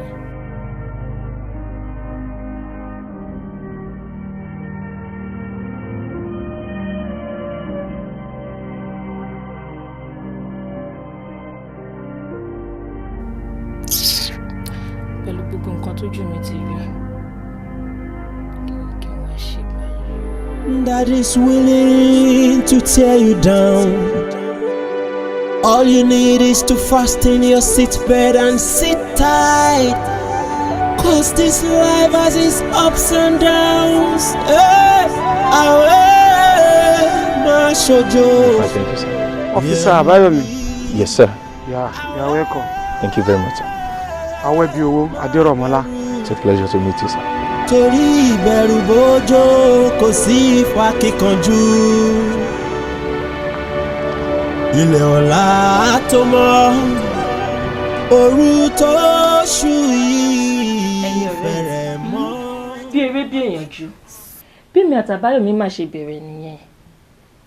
Ohun tí mo rò bí ó máa bẹ́kún wá bó máa ṣe báyọ̀dé mà nìyẹn. Ṣé lè dà bí ò dà ó kúrò lọ́rọ̀ ẹ̀ ń ta bá lóde jò.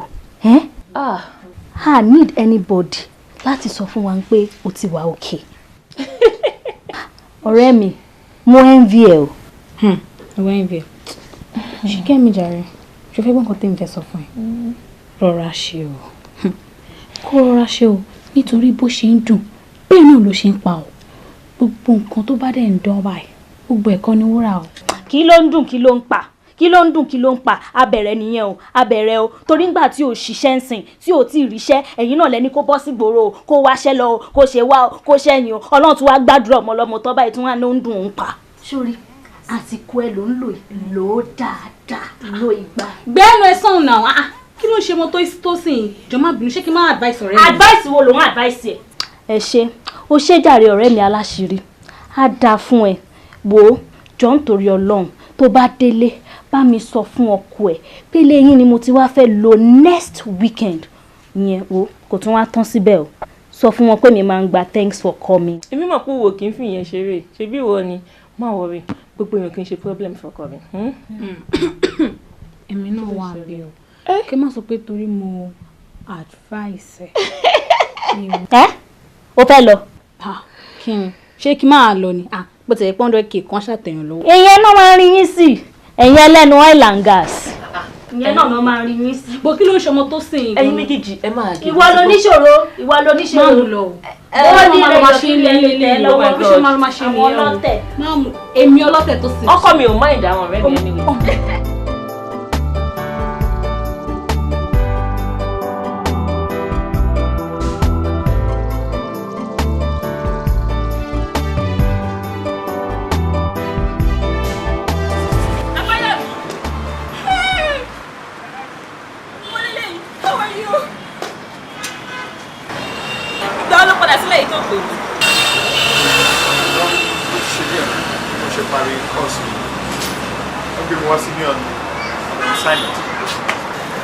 Àbáyọ̀mí 2 months ó ti wá nígbà òde lè pè mí.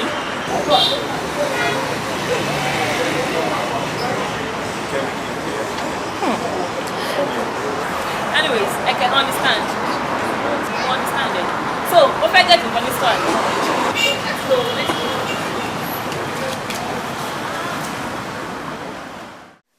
Guys, do you people realize it's been over a month since we're on this particular job? What did you shoot on Lafiwa lórí contract? And nothing seems right. And over a month yẹn ni mo ti fi ìyàwó mi lẹ̀ sílẹ̀. I need to see her. More respect officers yín, mi dẹ̀ fẹ́ question ẹ. Okay? But I need answers. Maybe we should just go on a break tí o bá ní work. Mo láti rí ìyàwó mi. With due respect, sir, more understand how she feel. I don't just... But sir, we are trying our best. No, but... You know how much Timothy hate láti máa gbọ́ but. I want answers, not but. Huh? I am giving you just 3 days to fix it. Lẹ́yìn 3 days, tí mo bá gbọ́ nǹkan kan bóyá ká postpone. Mo ní láti rí ìyàwó mi. Okay, sir. No problem, sir.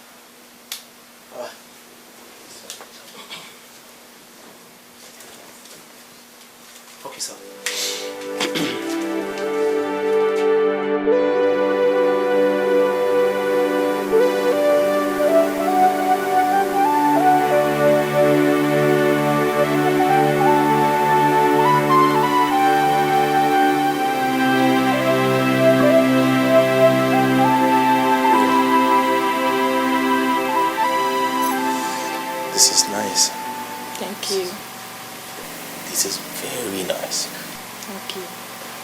bóyá ilé wa fáìn tó fún ọ́fíìsà Àbáyọ̀ mi. O jẹ́wọ́ pé o ní mi bú tẹ́lẹ̀. Dúró, officers mélòó ló lè afford irú nǹkan báyìí? Really, this is beautiful. Thank you. Lẹ́yìn tó sálọ ni mo pàdé ẹni tó ṣe gbogbo ilé fún mi. Sálọ. Mi ò sálọ. The truth is, mi ò kàn lè face nǹkan tó ṣẹlẹ̀ báyìí. I can't face it. Torí téèyàn kan bá sọ fún mi pé mi ni irú ẹ̀ máa ṣẹlẹ̀ sí, má jiyàn. Àti pé àìlówó lọ́wọ́ ni nítorí mo mọ̀ pé tí mi ò bá lówó lọ́wọ́ o ò ní máa dẹni tó ń tẹ̀lé àwọn Becky tó ń tẹ̀lé wọn kiri tó fi di pé ẹjọ́ ń wọléwọ̀de òfin bá wọn ṣe káàkiri. Àbáyọ̀ mi sórí ojú ẹlẹ́dàá ẹ̀ torí gbogbo nǹkan tó ṣẹlẹ̀ ń gbà yẹn mi ò mọ̀ ìgbà tí mo dẹ̀ make attempt láti ṣàlàyé fún ẹ o fún mi láyè láti explain ara mi kó tó sá lọ fún mi. Because I can't face it. I can't even imagine that happening to me. The best I can do at that time is to walk away. Anyways, topic for another day nìyẹn. Jamal ló fún mi láyè láti bẹ̀rẹ̀ ìgbé ayé tuntun.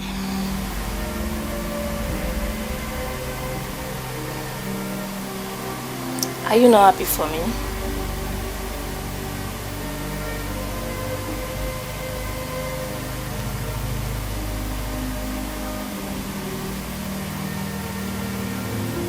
Can I ask you a question?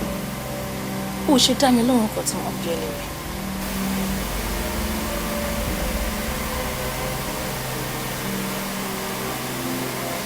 Do you love him? Ìwọlẹ̀ fúfú lẹ̀lẹ̀ tí ó darí wa síbi tó bá fẹ́. Ìwọlẹ̀ fúfú lẹ̀lẹ̀ tí ó darí wa síbi tó bá fẹ́. Ìwọ ló ṣà òkè tí ń paṣẹ tẹnìkan ò lè tú. If you love him, I will be happy for you. Sọ̀rọ̀ ire, sọ̀rọ̀ ire, sọ̀rọ̀ ire sáyé mi. Sọ̀rọ̀ ire, sọ̀rọ̀ ire, sọ̀rọ̀ ire sáyé mi. Òòṣà òkè, ìwọ ni mo gbójúlé. Ìwọ ló dóhun gbogbo, ìwọ ló dá afẹ́fẹ́, ìwọ ló dé. Àbáyọ̀mí, I love you so much. And I love you. Òtútù bá mú mi o, ìfẹ́ láṣọ mi. Nígbà tẹ́bí bá pa mí, ìfẹ́ ló ń jẹ mí. Sir? Oh, all right, sir. Oh, okay, sir. I'll report to the station right away, sir. All right, sir. Yes, thank you, sir. Oh, God. What happened? I don't understand. Mo fi po ni pé o wà ní off. Yes, but iṣẹ́ ọlọ́pàá, anything can come up at any time, and then you need to just go. So, mo ṣe pè mí. I have to report to the station. I'm sorry. Àbáyọ̀mí, bí kì í ṣe pé o tún fẹ́ dọ́gbọ́n sá lọ fún mi lẹ́lẹ́kejì báyìí. Báwo ló ṣe máa sọ̀rọ̀ báyìí? Okay, mo ti jẹ́ kó yé ẹ pé ṣorí bá ṣe pàdé oyè Ọlọ́run. For me, I don't have a problem. Torí èmi ò lóbìnrin tó fẹ́ fún mi níṣòro. But you, ìwọ ni kó wá bó ṣe máa bọ́ lọ́wọ́ Jamal. Jamal. Yeah, you're right. Nǹkan tí mo mọ̀ ni wípé Jamal nífẹ̀ẹ́ mi gidi gan ni. Mo dẹ̀ mọ̀ pé gbogbo nǹkan tó wà níkàáwọ́ ẹ̀ ló lè ṣe fún mi láti lè jẹ́ kí inú mi dùn. Okay. Tí mo bá ní mo fẹ́ kúrò nílé Jamal lé ni ó máa jẹ́ kí n lọ. Nítorí nǹkan fúnra rẹ̀ mọ̀ wípé mi ò nífẹ̀ẹ́ òun. Then that settles it. That's fine. Shuri, for me, I'm not going anywhere. The truth is I love you and I'm going to stay, okay? So, but right about now, I really need to rush back to the office. So are you sure? We'll talk about every other thing later. Baby. So maybe you just drop me off. Oh, well, that's fine.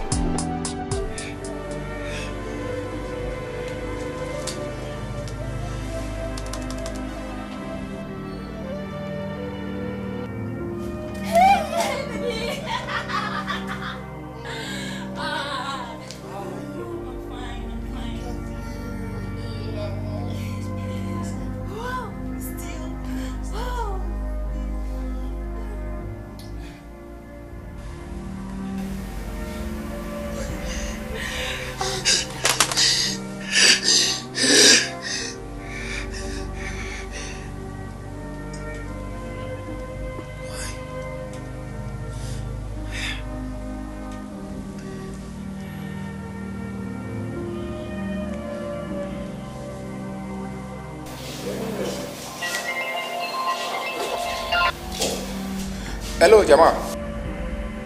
Hello, Skillful. I was about calling you too. But like, we are at Jumilon. Better be my news. Yeah, sure. The lead is clear. Let's prepare for tomorrow. Yeah, we're fine. Are you sure? Yeah, perfectly fine. All right. I'll talk to you soon. Okay, I might expect. Best of luck, boss. Yeah. Come on.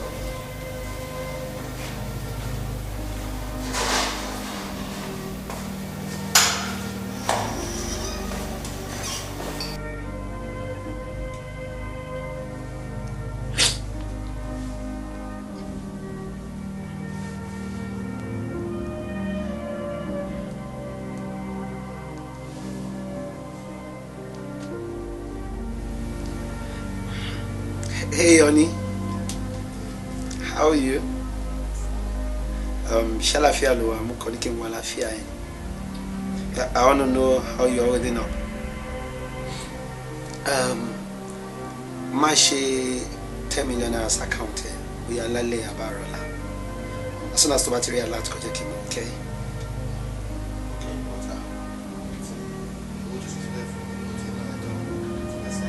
Oh no. You're my angel and I want you to have everything. Everything to battle for, okay? I love you so much, so I want you to be fine. I have good news for you. I'll see you in the next 3 days. I love you so much, okay? Double.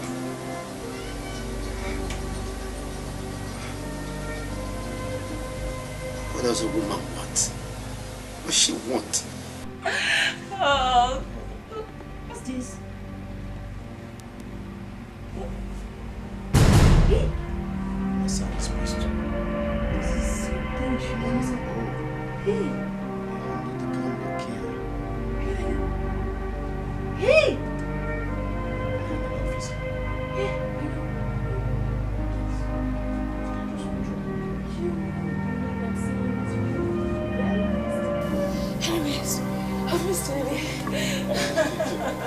Wow.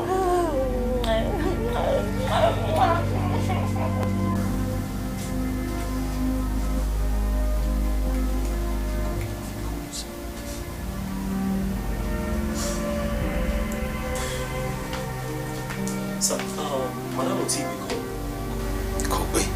Yes, sir. Okay, continue trying. Okay, sir.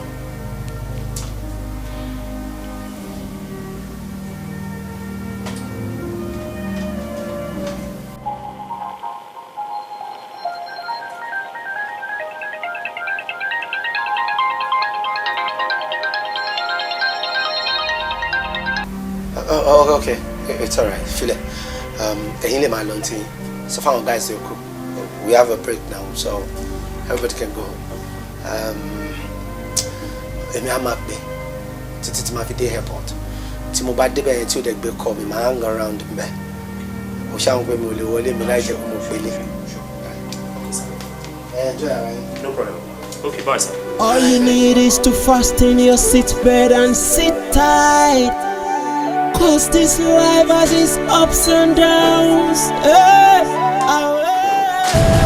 my shoujo, yeah.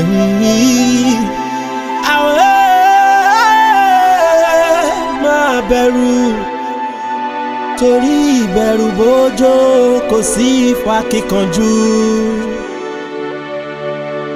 Ilẹ̀ ọ̀la tó mọ́. Òru tó ṣú yìí fẹ̀rẹ̀ mọ́. Èèbó Olúwa dúró, àní kó bọ́ Ọlọ́run dúró, má bẹ̀rù o, má ṣojo. Ilẹ̀ tó ṣú yìí fẹ̀rẹ̀ mọ́. I know life is full of challenges. But what you believe is what keeps you going. Never let these challenges of this world tear you apart.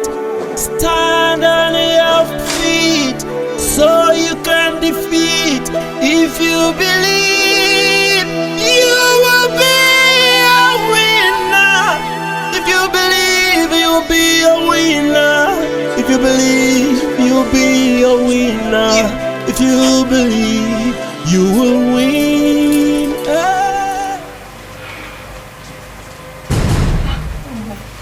Jamal has sent message to me in 10 minutes time, and it's over 2 hours now.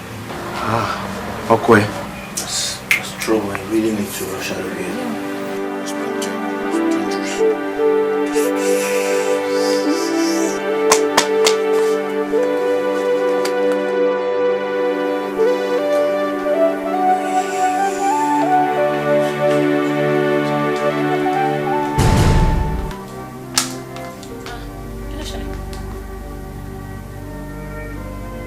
Kí ló ṣẹlẹ̀ náà? Baby, kí ló dé?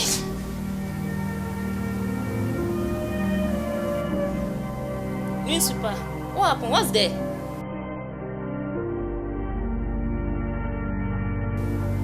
Kí ló ṣẹlẹ̀ náà?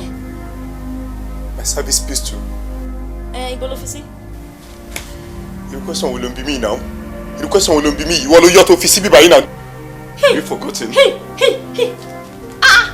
Hey! What's on you? Mo fi sí bíbá yìí. So, what now happened? I dropped.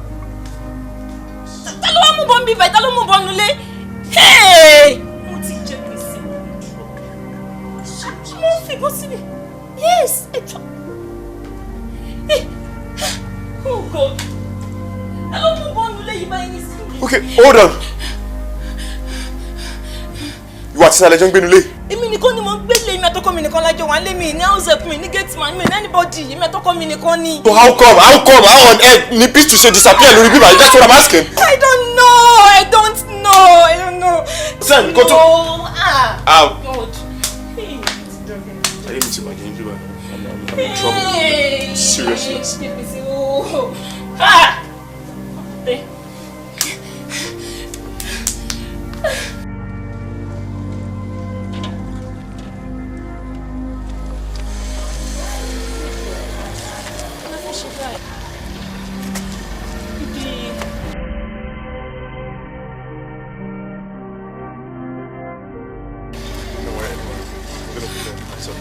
Oh God. I'm gonna call you in 1 hour. No, please. Don't worry. Fine. I'm good. Go. Don't worry. Just go back. Oh God. Oh. Ìwọlẹ̀ fúfú lẹ̀lẹ̀ tí ó darí wá síbi tó bá fẹ́. Ìwọlẹ̀ fúfú lẹ̀lẹ̀ tí ó darí wá síbi tó bá fẹ́. Ìwọ ló ṣà òkè tí ń paṣẹ tẹnìkan ò lè tú. Sọ̀rọ̀ ire sáyé mi. Sọ̀rọ̀ ire sáyé mi. Ó ṣà òkè.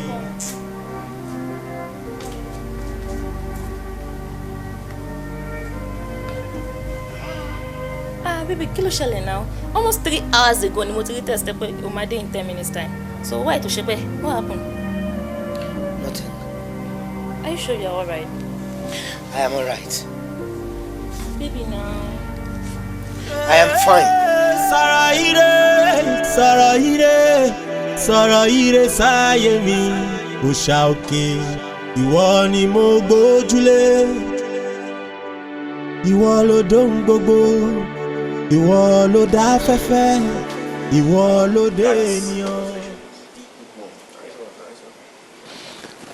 But I'm a problem call. Problem? Yeah. What could that be? Jamal ní problem wa. Because kí Jamal tó lọ sí Kombi báyìí ló ti ń jẹ́ kó yé wa pé òun miss family òun miss ìyàwó òun. So ẹ̀rẹ̀ máa fi ipò máa easy láti pe Jamal wá sí ìbàdàn. Kò lè easy, my guy. Kò lè easy. Yeah. You're correct. I have a suggestion. I'll carry her out without Jamal. Come off it. Don't even go there. Jamal tí èmi mọ̀ kò ní give in to that. And who's going to tell him? What exactly are you trying to say? Omingpe can carry operation out without telling him. See, guys, I've been wanting to convince Jamal that we've had enough training. Okay. Come on, guys, we can do it. Enough training. Anyway, as for me and Mimi, I'm always ready. Possibility, egbesi mi ò tẹ̀lé, ojo tún legbesi, bojo si ni, I am game. That's the spirit. Yeah. Oh, we're here, right? Yeah. Deal, right?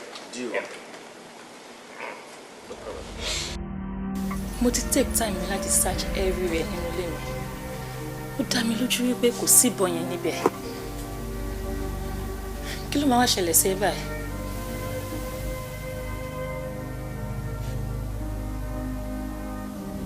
This is sad. Ǹjẹ́ ẹ fẹ́ rí o? Torí number one, mi ò tó ẹni tó ń lọ síbi iṣẹ́ wọn tí ẹ bí mi dá. Torí nǹkan tó bá mú mi lọ síbi iṣẹ́, tán bá béèrè lọ́wọ́ mi tí mi ò lè provide ẹ̀, tí tèmi ti ta. Wọ́n á kọ́kọ́ gba aṣọ lọ́rùn mi, wọ́n á gbá mi sẹ́wọ̀n. And the truth about it is, summary dismissal ni, no kò sí àní-àní bẹ́ẹ̀, and that's the end of it. God. Àbáyọ̀mí.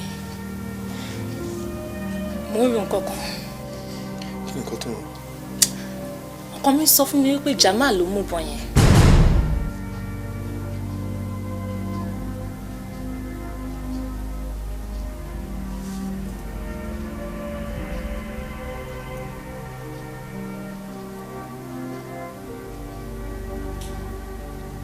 Jamal. Yes. Ọkọ ẹ. Yeah, my husband. Ní ọjọ́ yẹn, Jamal sent text sí mi pé ó máa dé in 10 minutes time. 2 hours later, nígbà tá a jí, Jamal ò tíì dé. Kò pé 1 minute nígbà tí mo sìn ẹ́ jáde. Bí mo ṣe ń wọlé padà ni mo rí Jamal lẹ́yìn mi. Ó túmọ̀ sí wípé Jamal ti wà ní agbègbè yìí tẹ́lẹ̀tẹ́lẹ̀. Ó ti wọlé, ó ti mú bọ̀, ó lọ hide ara ẹ̀ ni. Okay. Tó bá débẹ̀ yẹ, ó ní bó ṣe máa ń ṣe, á kiss me, á pet me, all that. Ó kàn lejú ni kókókókókó bẹ́ẹ̀ ní pé mi àti ẹ̀ ti níjà tẹ́lẹ̀. Mo ti ń pè kí ló fẹ́ jẹ, kí ló fẹ́ mu. Ó kàn ṣán mi ní pé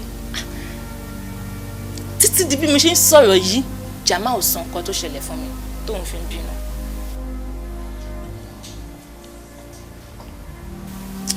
And above all, iṣẹ́ ọwọ́ Jamal ò mọ̀. Honey, Shikemi. Yes, dear. There's something just came up. What's that? I have to go to Ibadan right now. Why? Iṣẹ́ kan àti mo ti ń lé for some time. So wọ́n dẹ̀ ní kí n wá defend ara mi ní ọ́fíìsì wọn láàárọ̀ la. Ní tí máa lè kó tí mo fẹ́ lọ sí Ìbàdàn, ó máa pẹ́ mi, so I have to sleep over there. Màá lè lọ láàárọ̀ la. Baby, ilẹ̀ ti ṣú, this is 5 o'clock. Kó tó dé Ìbàdàn, kó tó traffic. You know how I know. All I want you to do for me is just help me pack few things. Bóyá bí aṣọ méjì tí màá kàn fi ṣe change of clothes. Okay, jẹ́ kó dé àbálá kó tó wá. Honey, oh, understand. Àní mo ti ń léṣe ìtìpẹ́ owó dẹ̀ pọ̀ lórí ẹ̀.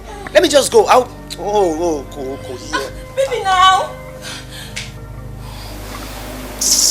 Mo máa ń ṣàwọn ọkùnrin báyìí nù ẹ́. Èmi ọ̀la ṣòkòtò, ọ̀la kàfàṣà. Tí o bá ti lọ́ọ̀bù báyìí, oríṣiríṣi nǹkan la máa ṣe fún yàn.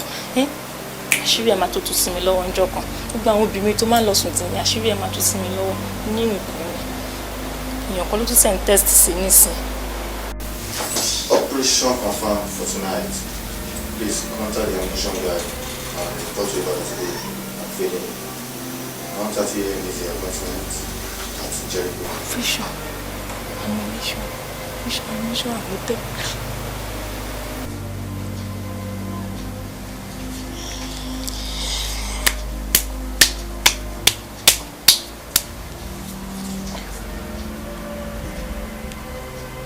Really?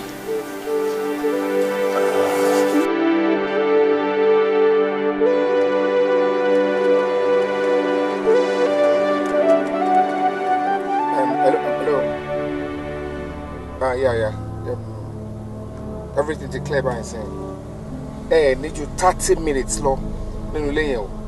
Because from what I'm seeing here, I want job. They will be here any moment from that 30 minutes.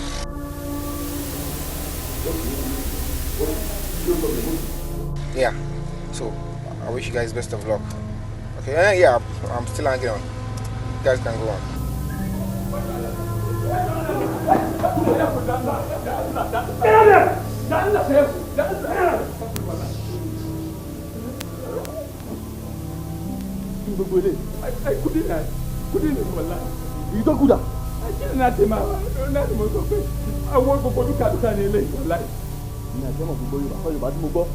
Àwọn kọ́sọ́mà wọn ò tí wà láàárọ̀ yìí wàláì ètè mẹ́yà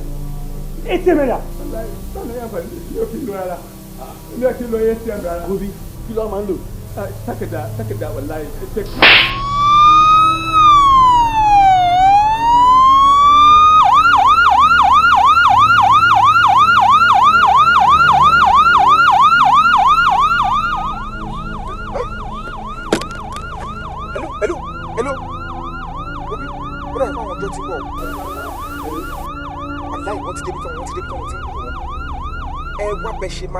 Get out, cool, man.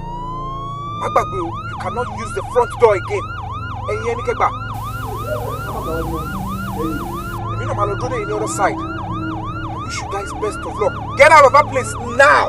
Now!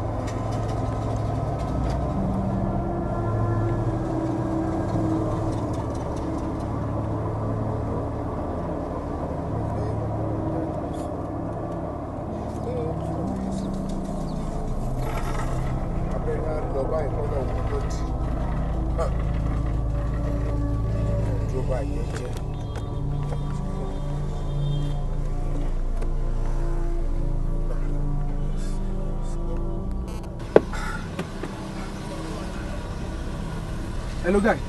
Any luck? Hey! please. Ah! I have to get out of this place.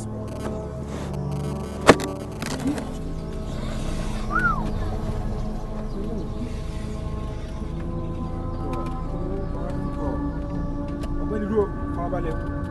Àkọ́ṣe wo bá serious one.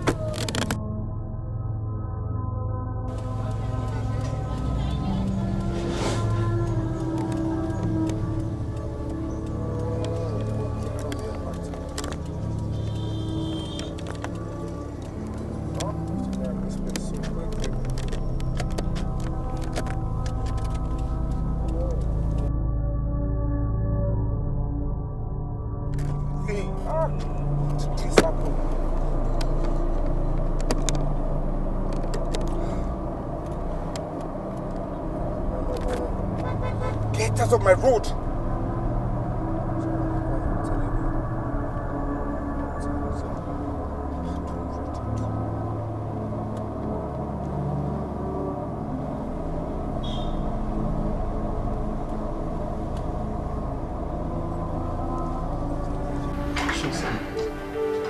Kò tí wá síbi iṣẹ́ náà. It's ready, sir. Okay, no problem.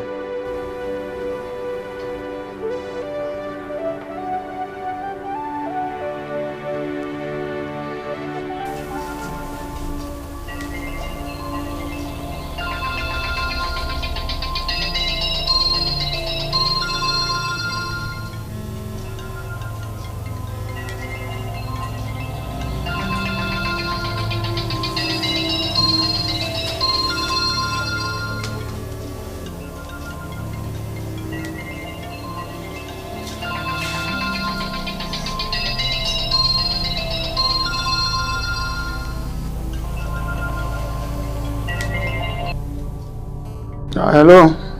Àbáyọ̀. Hello, sir. Kí ló ń ṣẹlẹ̀? O ti parí àwọn program tó ló ń ṣe náà ni. Okay. Primary assignment àwọn gan níbi iṣẹ́ ń bì báyìí. Ṣó ti yẹ o ní special assignment kan tó fẹ́ ṣe níbí. O dẹ̀ gbọ́dọ̀ report léni náà. O ti gbọ́? Yes, sir. Kò sọ̀rọ̀ mi kankan lẹ́yìn ẹ̀ mọ̀ kó report kíákíá ni. Yes, sir. Yes, sir. Jenny.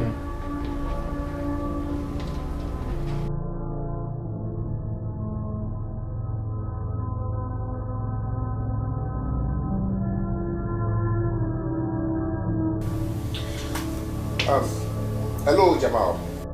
Yeah, hello, Skillful. I am sorry to inform you. Inform me what?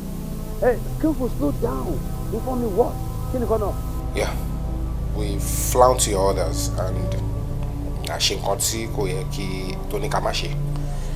went for an operation and unfortunately we apprehend our boys. Exactly. Sorry, I'm so sorry. As a matter of fact, but I give enough gap to make a call to make it. And to buy the call it on. I'm sorry, I'm cutting off this SIM card, so I'll be out of reach. Please be on the alert. Nítorí information tí ó tẹ̀ mí lọ́wọ́, wọ́n jẹ́ kó yé mi pé Musa Shikini ó ti ń kà, and I don't really know the depth of information to phone. So please be watchful. You also be on the alert, okay? I wish you guys best of luck, okay? Because I'm out of this game.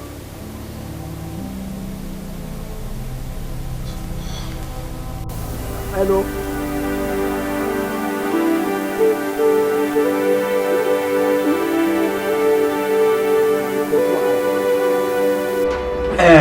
Listen tí mo fi pè ní pé pàjáwìrì. Any special assignment kan tẹ́ fẹ́ ṣe. Ògbólógbò lè tó ń dàrú láàmú ẹ̀ ló ti wọ̀lú báyìí. Yà wọ́n àtàwọn squad ẹ̀dẹ̀ gbọ́dọ̀ mú tó bá máa fi dìda ìbáyọ̀lá. Gbogbo details ẹ̀ pátápátá ó ti wà nílẹ̀ fún yín sí láti lè jẹ́ kí ẹ jẹ́ kó mọ̀ pé. Sà, ṣé rí operation tá a lọ lánàá yẹn kì í ṣe báàdì tó. Ó lágbára ẹgbẹ́ lákọ́lọ́ bí mo náà bí mọ̀ tí mo sáré yọ sí wọn báyìí ẹgbẹ́ lọ́pẹ́. Àwọn pípín yẹn dangerous gan. Ó lágbára ó lágbára Yes, sir. Sure, sir.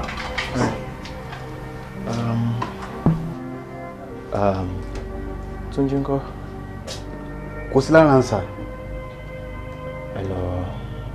Hello, get it for me. Tell him I need to see him. Okay, sir. I saw from driver could get the van here ready. Could I make sure we're in good condition for tomorrow? We have an assignment. Immediately, sir. Hello, see Amora. Hello, prepare all ammunitions for tomorrow's assignment. Okay, sir. Life is like a stone that is willing to tear you down. All you need is to fasten your seatbelt and sit tight. Cause this life has its ups and downs. Hey, my shoujo. Yeah.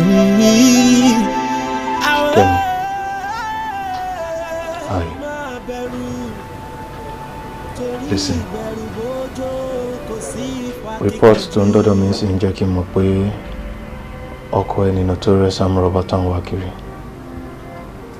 And we are storming your house first thing tomorrow morning. Do me a favor. Wabushima Kuru Nule Lani Ale Siarola. Get out of the house. Life is like a stone that is willing to tear you down. All you need is to fasten your seatbelt and sit tight. Cause this life has its ups and downs. Hey, my shoujo.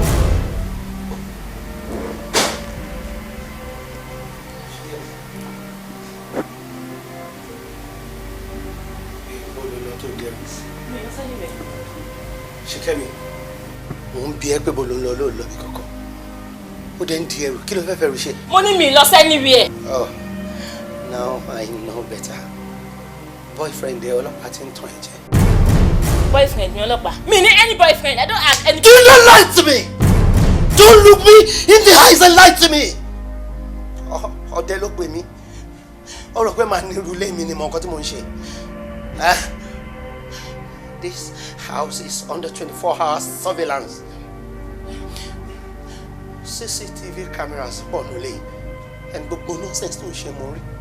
Bó ṣe gbọ́kùnrin wá nílé mi, tẹ́ ẹ ṣóṣe mi tẹ́ ẹ ti ń ṣe yìí tó tún mú wọ bedroom mi. I knew about everything. So please, do not lie to me. Ẹbí ẹ̀dẹ̀ kọ́, ọ̀la ọjọ́ kan ni mo ń rò mọ́ ẹ lára. Ọjọ́ wo ló ń rò mọ́ mi lára? Ọ̀la kí ló ń rò mọ́ mi lára jẹ́ kí n gbọ́? Kí ló ń rò mọ́ mi lára? Ó ṣe nulẹ̀ ẹ̀dí ẹ̀dẹ̀ túnú tí kì í bá ṣe ọjọ́ kan tí mo ń rò mọ́ ẹ lára. Kí lorúkọ ẹ náà? Ṣìkẹ́mi ni sà. Ṣìkẹ́mi. Ojú gan-an. Ṣé sà? Kí ló ṣe tó ń bọ̀? Bàbá tó ṣẹlẹ̀ bá fi máa wọ̀ ọ́nà ìtú bá máa jáde. Kí n tó dé, ó ti bọ́ gbogbo ilé tó wẹ̀ kó ti bọ́ dànù. Kò yé mi sàmú. Mo ní gbogbo jàǹkárí wọ̀ tó wẹ̀ kó ti bọ́ gbogbo ẹ̀ dànù. Kí n tó dé láti inú bedroom kó wá náà gbalaja sí ìbàdí. O ò ṣe rí. Mi ṣe rí sa ẹjọ́. Bí yóò bá ṣe nǹkan ìjọ kan náà ló ń bẹ̀rẹ̀. Ìwọ bí fèrè lọ́kùn balẹ̀ tí bá fi máa dé kó bọ̀ gbogbo ẹ̀ fẹ́tì. O ti gbọ́? Mo ń bọ̀. O ti gbọ́? Mo ń bọ̀. O ti gbọ́ nǹkan tí mo sọ fún ẹ. Ṣe kíákíá o.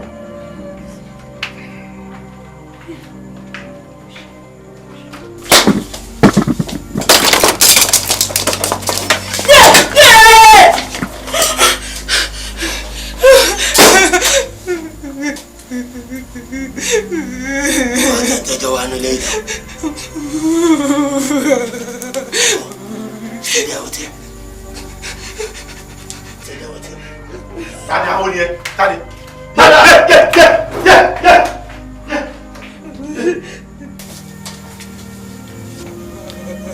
Bọ́ ṣòkòtò wa. Bọ́ ṣòkòtò wa.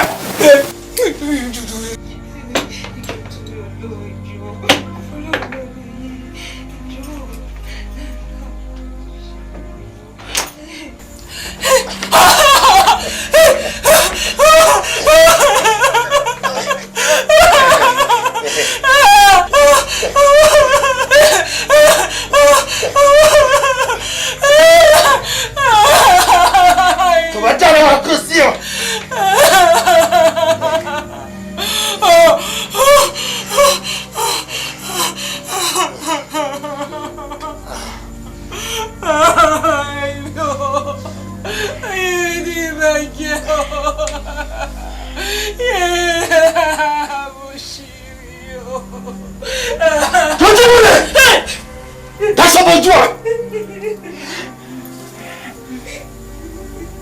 Bobo. Yes, boss. Fresh báyẹn. Ọdún kan. This thing with Barami. Fresh ni. Ọdí bẹ́ẹ̀rẹ̀. Yes, boss. Ọ̀yà tó wà gbójú jáde kó pa. Yes, boss.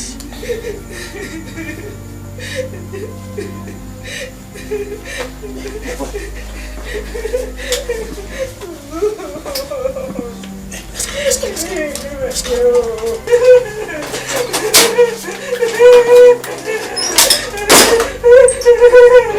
Ah! So you want me? You want to buy it again? If you want me to kill you, I will.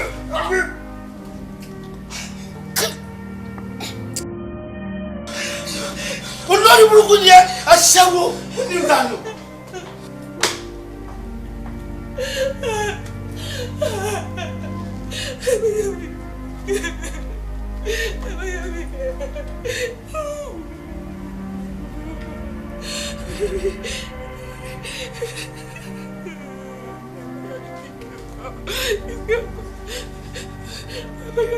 Pick your call, Mayumi, pick your call.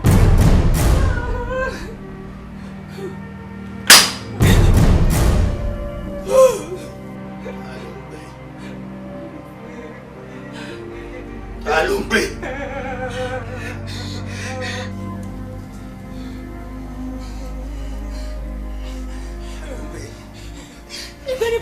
Alumbre. Alumbre.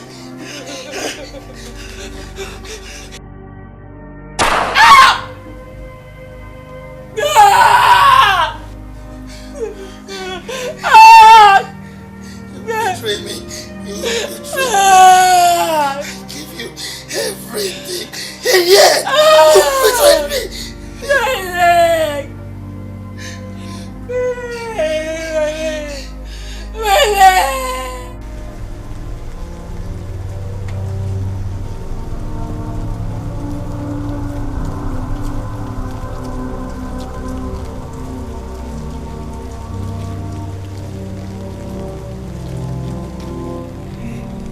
The game is over.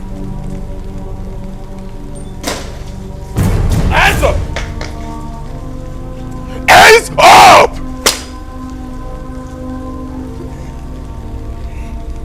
The game is over. Search him.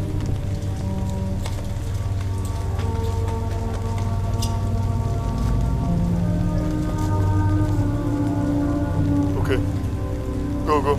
Push him to the side. Life is like a stone that is willing to tear you down. All you need is to fasten your seatbelt and sit tight.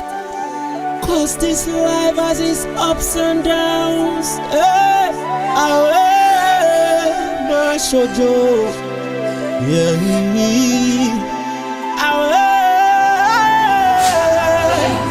Bẹ̀rù torí ìbẹ̀rù bójó kò sí ipa kíkanjú. Ilẹ̀ ọ̀la tó mọ́ òru tó ṣú yìí fẹ̀rẹ̀ mọ́.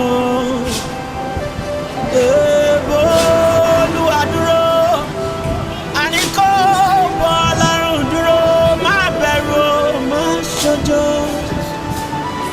Ilẹ̀ tó ṣú yìí fẹ̀rẹ̀ mọ́. The power of love, never you underestimate. Love is magical, love is so strong, just like a thunder that could strike unexpectedly. Love is so strong.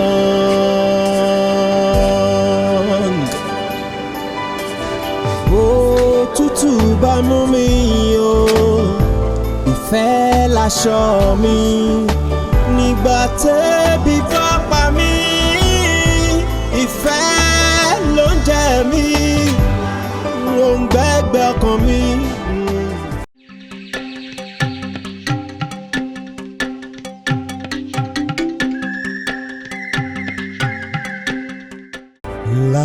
is like a stone that is willing to tear you down. All you need is to fasten your seatbelt and sit tight, 'cause this life has its ups and downs. Hey, my shoujo, yeah.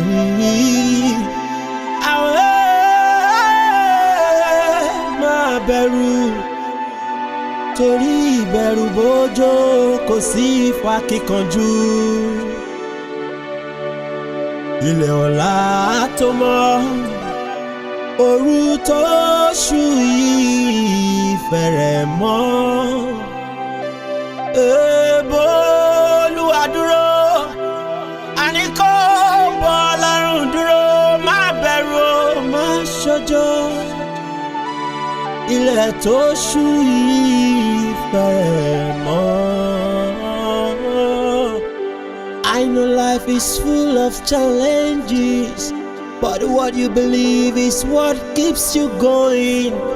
Never let these challenges of this world tear you apart. Stand on your feet so you can defeat.